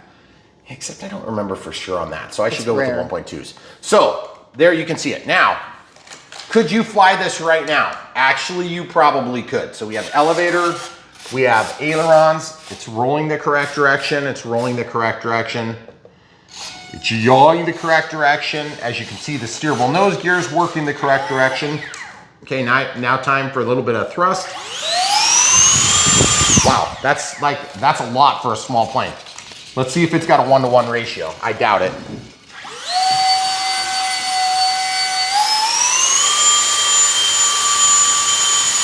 Nope, not quite, but it's got a heck of a lot of P factor for an EDF. Okay, so P factor, or it's wanting to roll under the torque load of the spinning motor, which is kind of unusual. Also, cheaters. These are real cheaters here and here. See? This is a real inlet. This is a real inlet, and they are plastic lined, which is good. And this is also plastic lined, but it's just on the outside because normally that would be like a little cutting area, like it would stick out, but it's flat. And then these are all plastic lined like we mentioned earlier in the unbox portion. Obviously the AS3X is working. We're not in safe because it's not trying to auto level. I'm gonna flick the gear switch and there you go. So the gear switch is on A by default. I bumped my throttle. By the way, let's talk about throttle cut. Okay, first things first, click, throttle cut. Set it to switch H. Okay, now that it's on, I'm gonna test it. You can see throttle right here at -100. Haha, very nice. Now throttle cuts off. And now it's on. Okay, good, so throttle cut's good. Also, I'm gonna go to rates in Expo. I'm gonna go to switch F. This is gonna deviate from what the manual suggests, that's okay. Expo is gonna be 5%, then 10, and then 20, with the rate dropping down to 90%. Okay, so this is gonna be our starting point. If we need more Expo, we'll get more Expo and a little bit lower rates. And if we need less Expo, we can go up here, okay? That's the way I do it, and I do it for all 3 primary axis of control, which would be pitch, roll, and yaw. Okay, now why do we do that? Because that is the way we do things on Brian Phillips RC. Now, what does the manual call out? I'll show you that after I get this one done, and then you guys can compare and contrast. You're probably thinking, but you've got all these switches, Brian. Why don't you use different switches for each of the different devices so you can change one at a time? Because it's called pilot fatigue. You don't want to saturate your brain making all sorts of decisions while you're trying to maiden an airplane. This is one thing. If it's too touchy, I make it softer on the sticks. If it's not touchy enough, I make it more touchy. That's all you get. Then you land and you make that your median if it was not touchy enough. Or if you land and it was too touchy, then you make that your median point. So that becomes the middle, then you have like a 40, and then you have like a 10, okay? So you have a half and a double. But you can do that per each of the control channels, and you can do them differently. I just like them all the same because it's easy, okay? Now, the other thing too is, when looking at this manual, it's gonna tell you right here, yeah, they're just saying create an acro. Which, by the way, if you were gonna create an acro, now we're not gonna do that, but I'll just pretend like we were making a new model. You would go down to System Setup, Disconnect RF, and you would go to Model Select, and you would go Add New Model, boom. In our case, we don't need to add a new model, so I'll just select this one because we're already using it. And then it would say Model Type, and you would choose acro, not heli, not sailplane, and not quad. Which, by the way, give them an extreme close-up over that wing. Go really, really close. No zoom. You guys see this? I have a little fellow inside of my screen. You guys see that black thing? Talk about annoying. Okay, side note, Brian Phillips, side note. I work on industrial systems, and I do have to install occasionally overlays that include screens. Sometimes when you're doing this, even when you do everything right, some little arbitrary piece of turd pops onto the screen. That piece of turd is loose. It is statically charged to the backside of the screen. Oh, it's so annoying. I tried to vacuum it out through this hole right there and failed miserably. But I wanted to point that out because over time, watch this, it will move. If you tap the screen just so. See, it just moved. Great. Here, shine from this way, right here. No, go this way. I can see it. You can see it? Yep. Watch it move. Give them an extreme close-up. So guys, if you ever get one of those and it drives you nuts, see it move? Yeah, it moved. Maybe it's so annoying. Maybe it's alive. I literally peeled all the little sticky protective things off, which I didn't do until I was like 250 models into the NX10. Yeah. And I thought for sure it's gonna come off. It'll come off. It's gonna come off. It didn't come off. I was rather annoyed. It's all right. Okay. It's not like so we what I'm gonna do is film I'm gonna get the next for... balloon I get. I'm gonna get over here so I can rub this on your head, and then I'm gonna use that to statically clean that and pull it over. They have like 27 of them downstairs. Oh, okay. We'll do that later then. Okay. So I wanted to show you that. Anyway, back to the point. So what I was saying is even when you know what you're doing and you do a careful job of putting an overlay like this onto an electronic device, sometimes that stuff clings from God knows where. You could be in a clean room and that stuff would happen. All right, data will be reset. We're gonna just cancel out. We're not gonna reset. So the model name, of course, this is where we would type the name, and you can see I have my legacy keyboard on here. So this is where you would type in Viper, and we'll do that real quick and come right back. All right, so it says Viper UMX. Yeah, it's the UMX Viper, but I put the size class after the name typically, okay? So then aircraft type, this is where you would change your wing type. Now, don't try to put in flaperons here. That's not how you set up flaperons, if it's even supported on this model, which would be a good time for us to talk about it. Even if you do add flaperons, you need this set to normal, okay? So the way you do that is, I'm gonna look it up right now and come right back. I lied, I forgot. You have to set it to one aileron, one flap, okay? And that gets you your flap menus. But then there's two channels. So like obviously this is the way you would turn on flaps if it was a standard inboard flap on a Viper. But let's see what happens when we walk out. If it screws up the wing type, elevator's still working, ailerons are still working, and then let's go in and set up. Ooh, smart battery not charged. Okay, all right. So that's the first thing we're gonna do is we're gonna go into telemetry and we're gonna go to smart battery. And we're gonna change this startup volts. I don't care. If I'm stupid enough to load a dead battery, I don't need help. 4.3 overcharge, don't care. Don't care.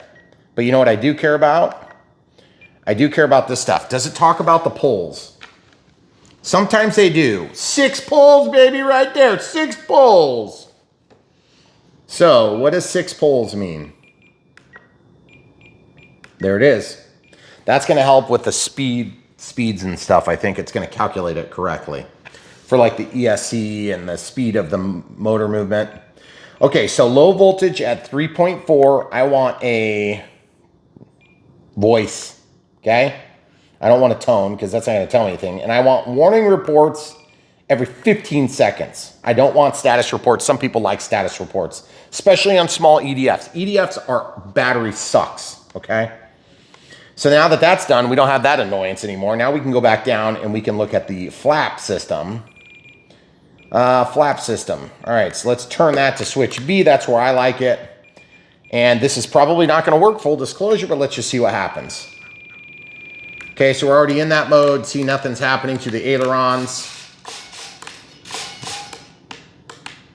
Nothing's changing, okay? So that doesn't surprise me. So what I'm going to do is I'm just going to set this to like, I don't know what direction it's going to be. I'm just changing it to something. And I'm going to change the speed to 2 seconds. Why? It's not doing anything, Brian. Don't you worry. We'll make it do something, maybe. Nothing, okay? So no movement. You can see the flap channels changing. And then aux 7 is tied to this. So I'm going to go back into... we're going to go back into, where is that? System setup. We're going to go to system setup. We're going to disconnect. Channel assign, we're gonna disassociate aux 7 from B by default, okay? So now that that's disassociated, when we're in monitor, it only moves the flaps. You notice the ailerons aren't moving at all. They're not changing their position. They're not doing anything different, but we do have safe on. I can tell because look at the movement. There's a lot more movement, okay?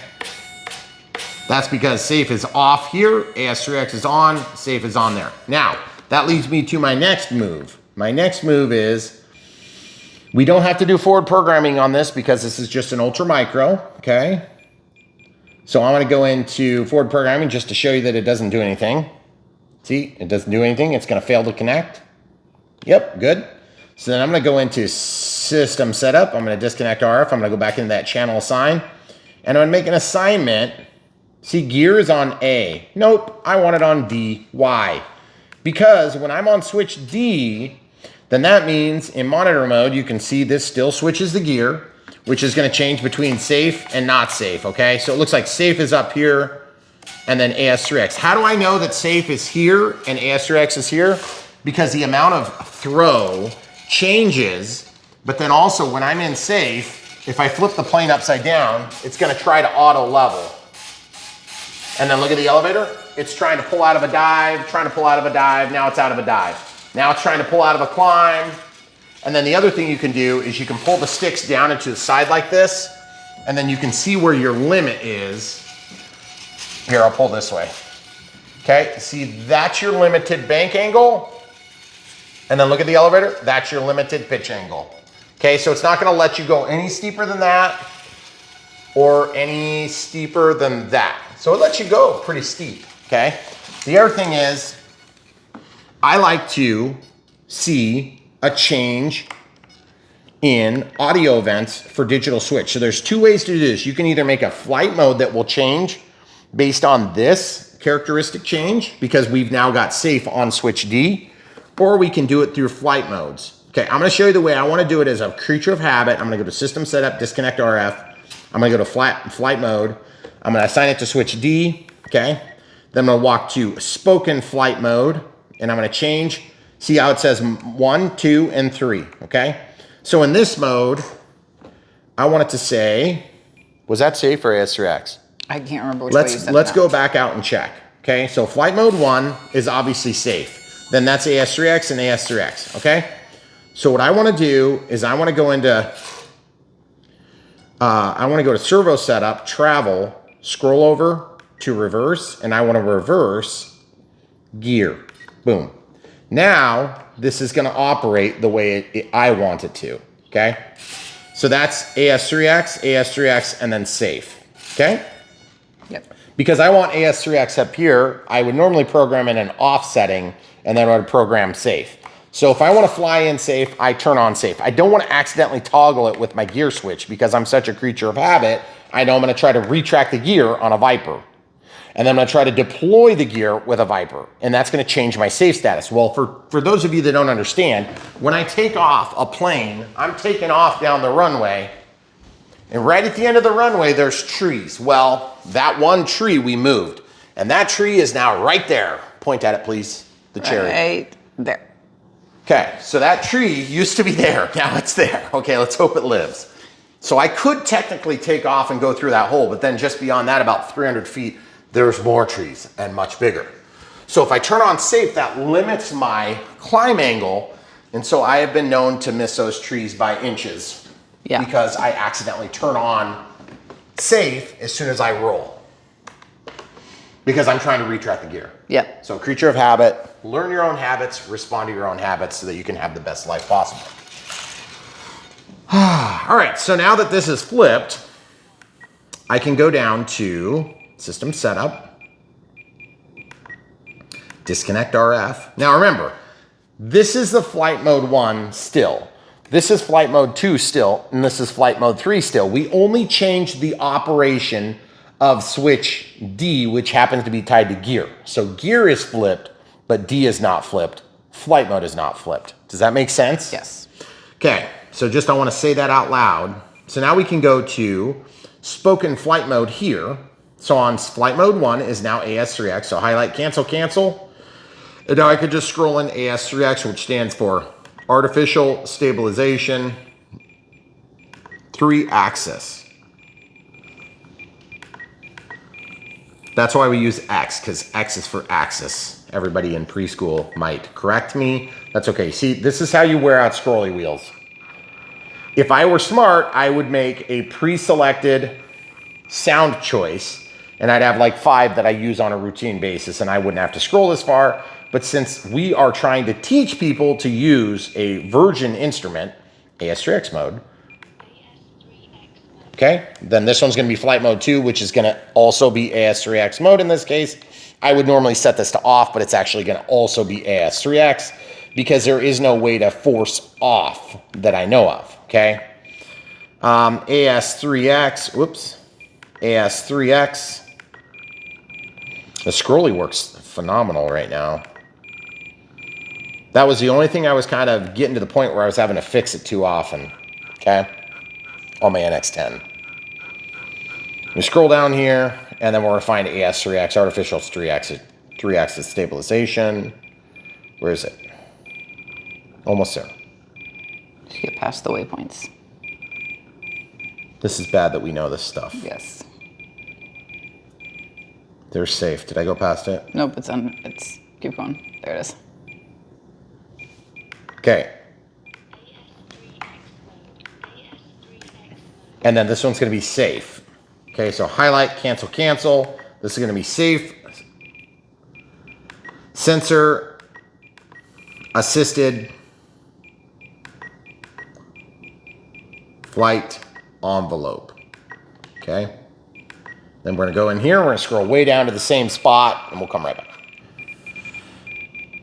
All right, so now we're back to safe. Okay, now remember, you can tie your trims to your flight modes, okay? So flight mode setup, you can also see it here. See how it says it down there? And then what you can do is, where is that? Is that under system setup?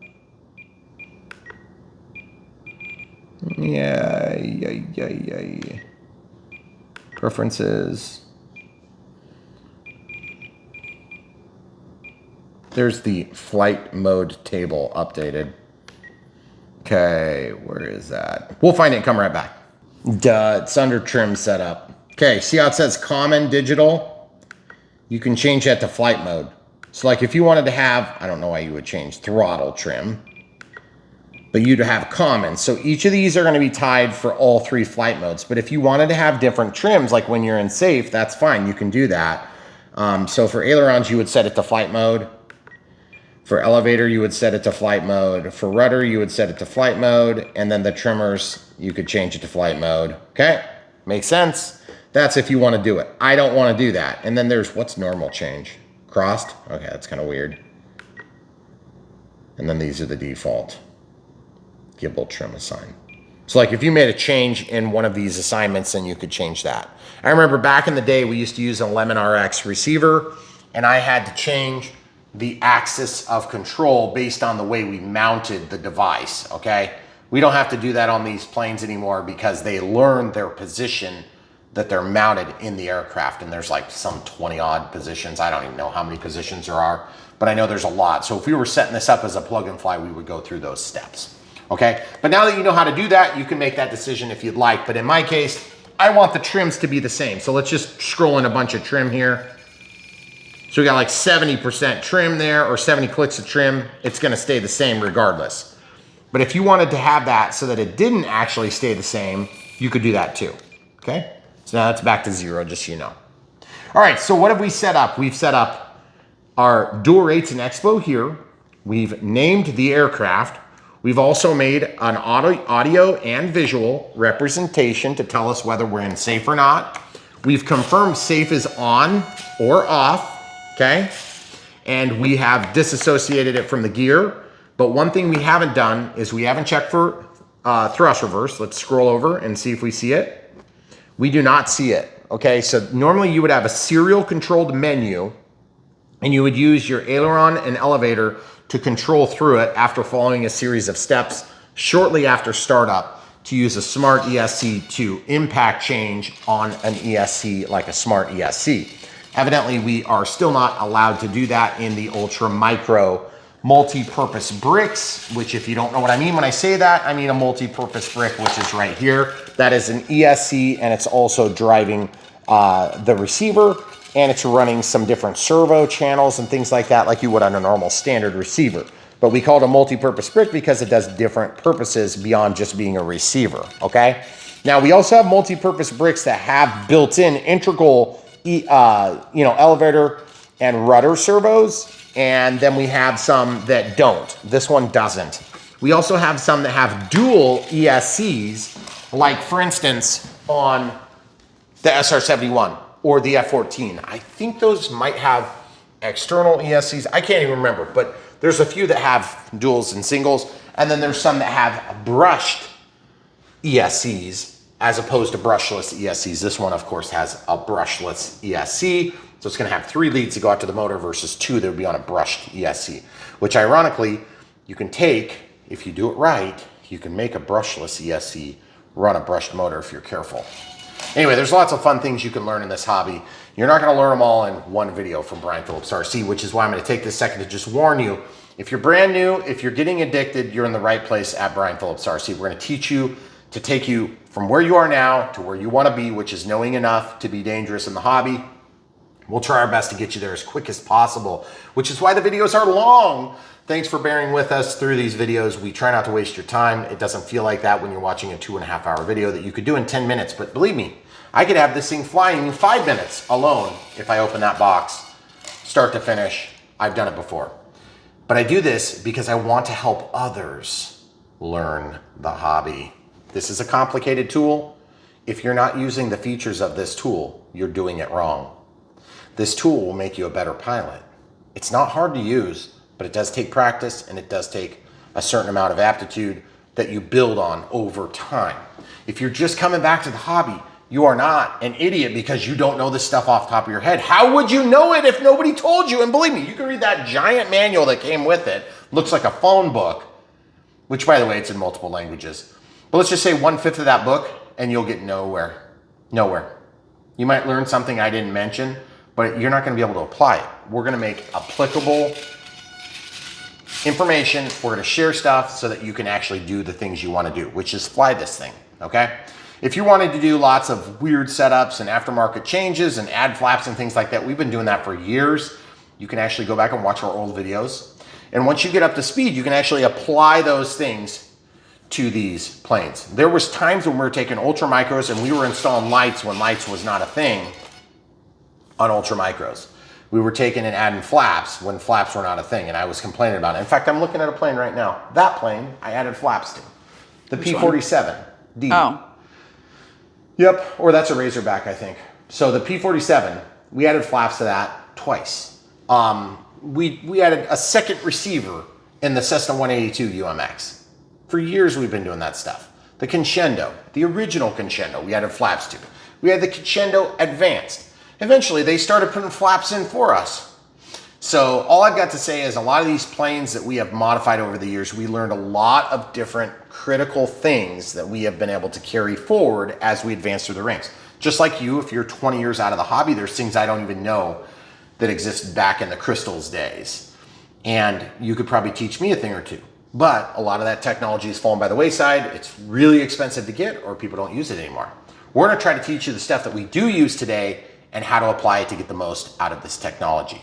It's not cheap, but it's a lot cheaper for what you're getting than what you got in the 80s or 90s. You are getting so much technology packed into these things. If you're not taking advantage, you're crazy, okay? Because it is really fun. Now, that being said, there's a lot of stupid rules. There's a lot of stupid regulations over toys that we play with for fun, okay? We're all on the same page about that. But there's also people that do bad things and stupid things. Bad and stupid are bad. We want our hobby to look good. We want it to be a positive thing because this is one of the most positive and holistic. I mean, it's a wholesome hobby. You can do this with your friends and you can be raunchy teenage boys. I don't care. You can do it with your grandpa and your grandma together, and you can have your grandkids there, and you can do it all together as a family. It's up to you how you do this hobby, but that's one of the reasons why it's so awesome, okay? Also, it's not easy.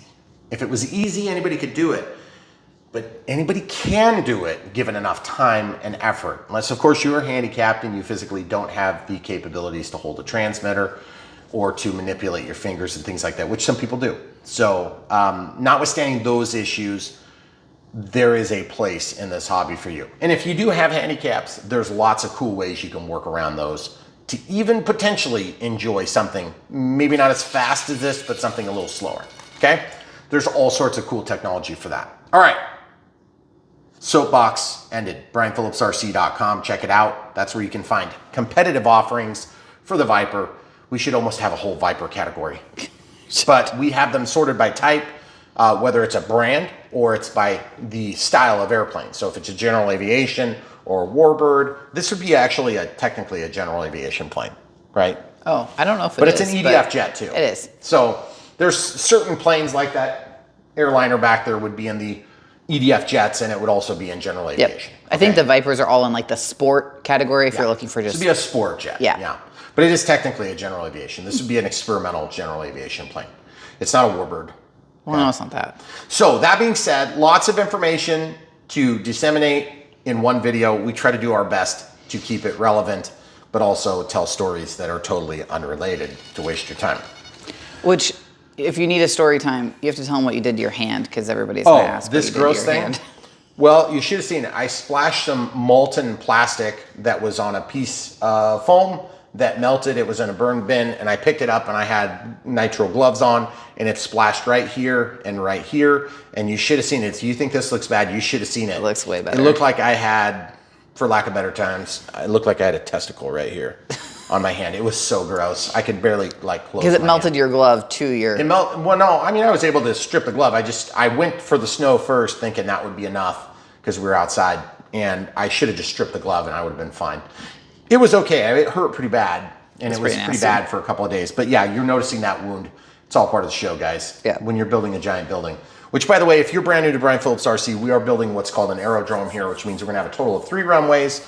The main runway is what you see here. The dam runway is under construction right now. That's gonna be 600 by 12 when it's all complete. It might be a little bit longer if I win lotto. The front driveway is 300 by somewhere between 11 and 14 feet wide. And then, of course, up on the hill is the full scale strip. That's gonna be about 1,400 feet long, but it's got a dog leg in it, and there is elevation change. So if you're flying full scale and you have to turn a dog leg, you have to be a pretty good pilot. So you'll be landing STOL aircraft. That's new building. Yes, the hydraulic door is in. Yes, we do have a generator to run it right now. Yes, that is all approved by the installers because you're not really supposed to run them on generators, they say. But we got a new one, so it's working. Why? It's a different story for a different story. Maybe because the generator died on the first run when my wife and son were on the door riding it for fun. That's okay. They weren't that high up. It was the second run. Yeah.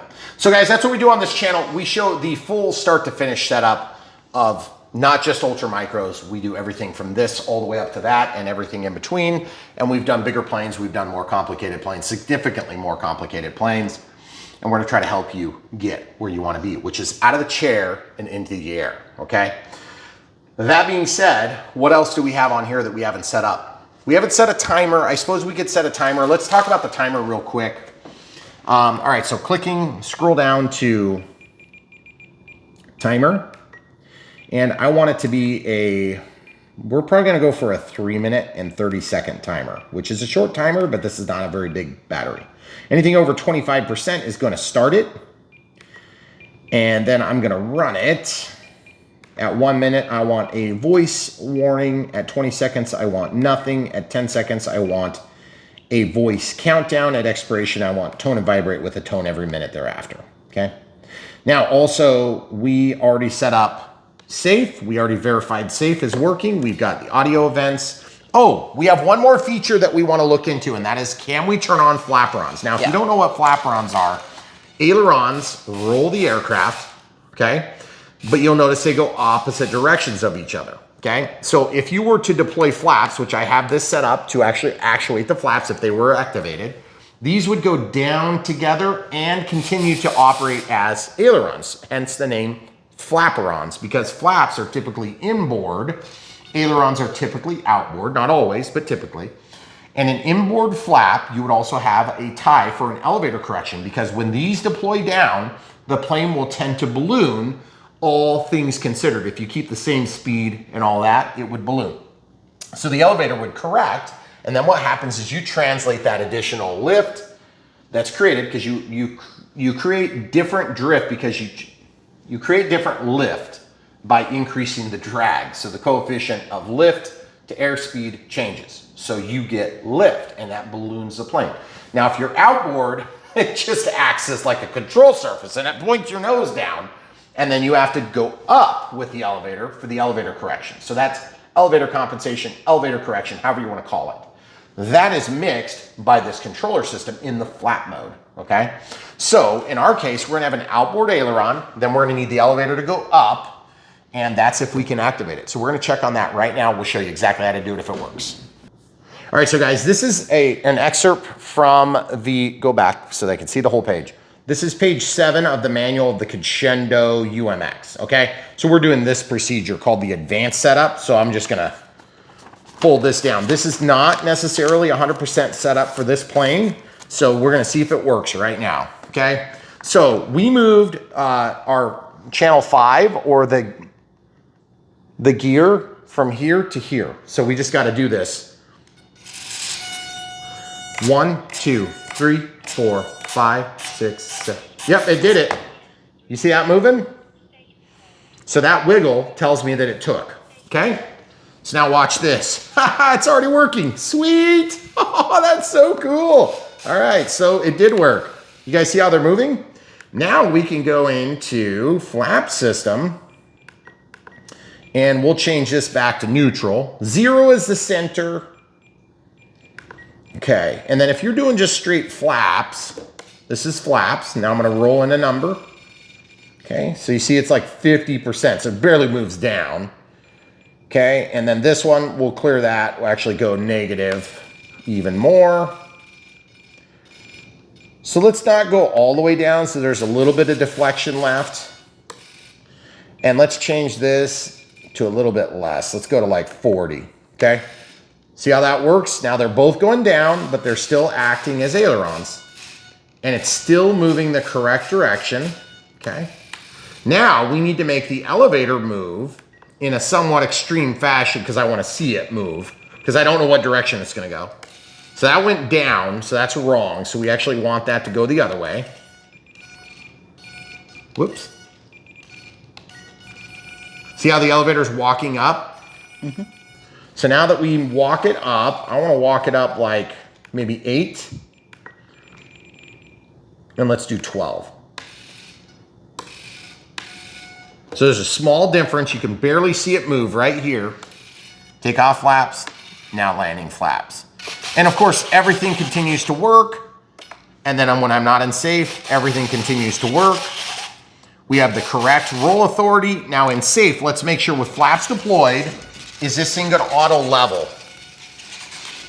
Easiest way to tell, find the quickest path to level.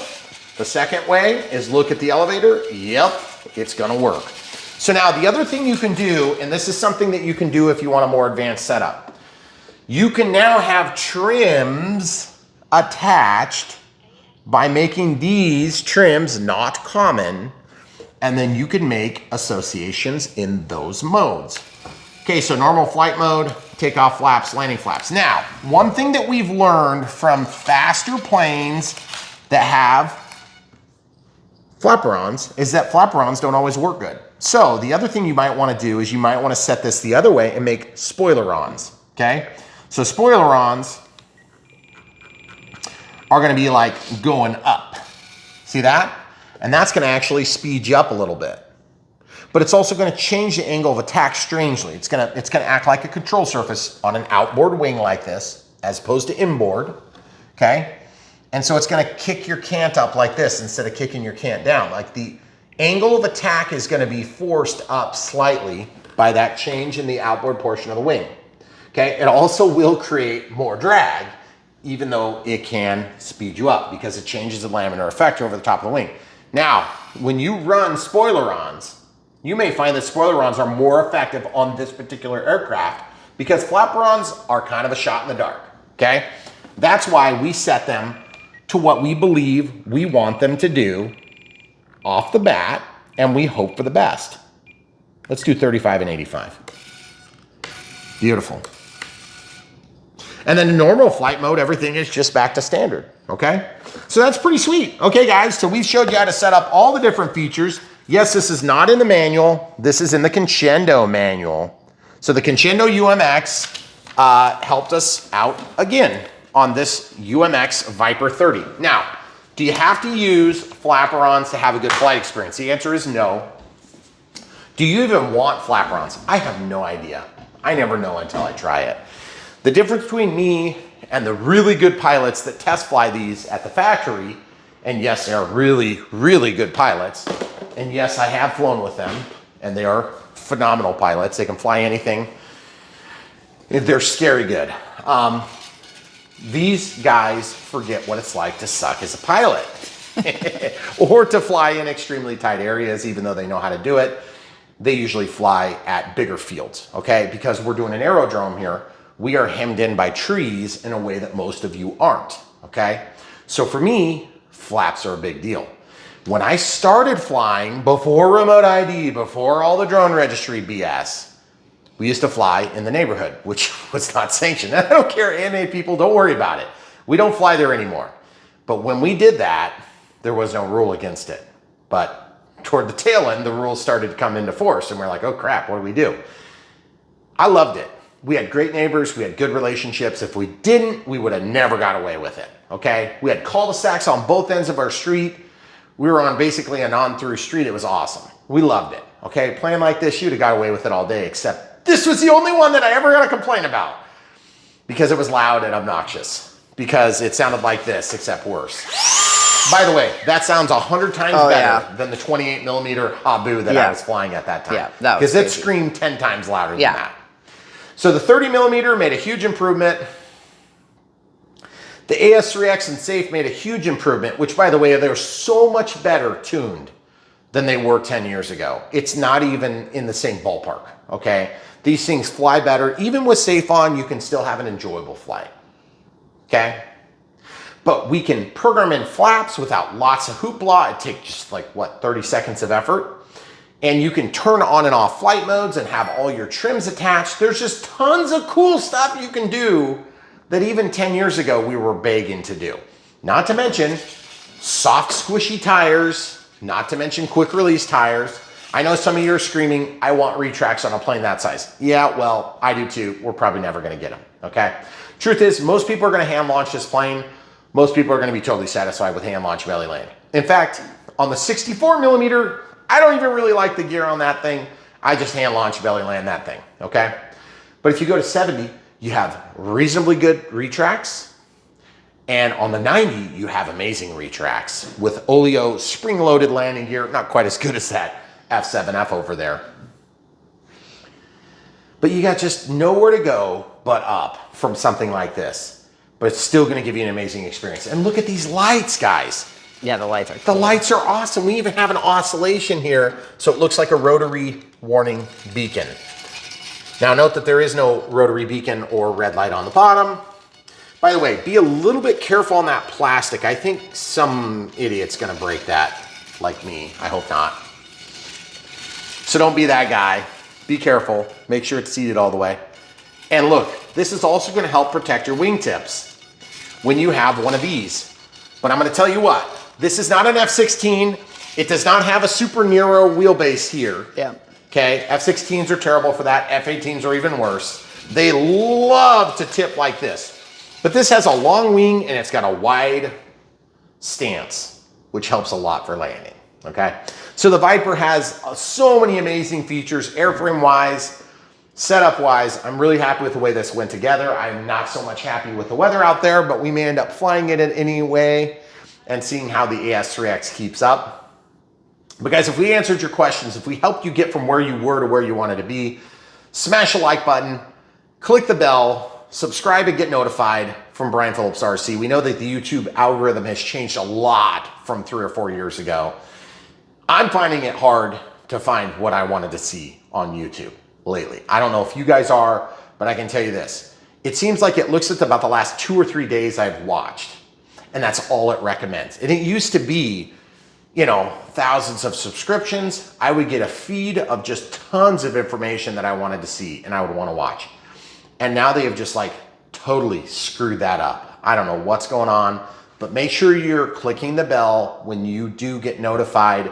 You'll know when new content comes out. Now, if you're brand new to the hobby and you need help, you're in the right place. There's a lot of people that are gonna claim to help you and are gonna leave you high and dry. We don't do that. That means that you're gonna have a longer video, a little bit more time invested, but it's gonna be invested in a way that you will be able to come back and say, I actually got better each time I did this. And the cool factor is we got other YouTubers that are doing stuff that started watching Brian Phillips RC, which is pretty cool. And I started watching other YouTubers too. So the truth is, this is a good ecosystem to be in. If you want to learn this hobby, we're going to give you good recommendations. We're not going to just coat it all over with, you know, this is the best thing since sliced bread. We're going to show you the pros and the cons as we work through the process. We're going to help you guys be better pilots every day. That being said, thanks for being here 10 years deep here on Brian Phillips RC. The camera crew has loved every second of it, obviously. All right. So we appreciate you being here. Definitely come back for more. There's so much more right around the corner. For us, it's not quite New Year's. For you guys, you just are seeing this at the very beginning of 2026. So welcome to the club if you're not part of it yet. be part of the club. Guys, if you want to support us in other ways, we have Patreon for monthly support, YouTube members for monthly support, YouTube super thanks are always welcome, and then PayPal if you don't want to be part of the clubs, we totally get it. We also have a P.O. box. If you need to send something, just give us a heads up on an email if you're going to do that so we know to watch for it, because we do not check it periodically, maybe once every couple of months. That being said, the best and number one way you can support Brian Phillips RC is by watching the videos, smash the like button, click the bell for subscribing, and then when you see something you liked, buy it from the links. That is the number one way you can financially support Brian Phillips RC, because that helps us to have good relationships with companies that send stuff for review, just like Spectrum and Horizon Hobby and E-flite and all these different brands that we work with. There's lots of them, guys. We could never afford to do this without the assistance, okay? Because, you know, maybe 5 or 6 videos a year, yeah, we could do that, but not 5 or 6 videos in a week, okay? The truth is, we are eternally grateful to the different partners that we work with that have helped push this hobby in the direction we want it to go. We wanted it to go, okay? Now, some of it is in response to the way the government overreacts, and some of it is response to the way that we overreact. So if you want to overreact with us about things that you don't like, please be part of our little club here at Brian Phillips RC, because I love this hobby, or I wouldn't be spending what we're spending to make this aerodrome real, okay? Because it's insane. My wife is shaking her head. It's insane, guys. So let's keep it alive for a few more years. Or keep you alive for a few more years. Yes, for a few more 30 years so we can maybe get done paying for it. That all being said, we really appreciate you guys being here. We love this hobby. We're not in it for a buck. We're in it to grow the hobby. We're in it for you guys. We're not in it for them, even though we do appreciate them. It wouldn't matter if you weren't coming back, okay? It genuinely would not matter. Nope. So at the end of the day, you guys are what's making all this stuff happen. And if you guys want to see more of it, keep coming back. All right, that's all we got. Soapbox. There was a lot of soapbox talk on Brian Phillips RC on this video, but at the end of the day, I want to bring you guys the best, and the best sometimes takes a little bit of time. So thanks for being patient with us. Thanks for spending years of your life, so much time that you may have even learned to make some good, delicious toilet wines while waiting all the way through a long format video. Brand new from E-flite, by the way. There was a little when we talk about toilet wine when we're marketing their products for them. That's what you get from Brian Phillips RC, because we do what you guys want. All right, come back for more. So much more right around the corner. Thanks for watching.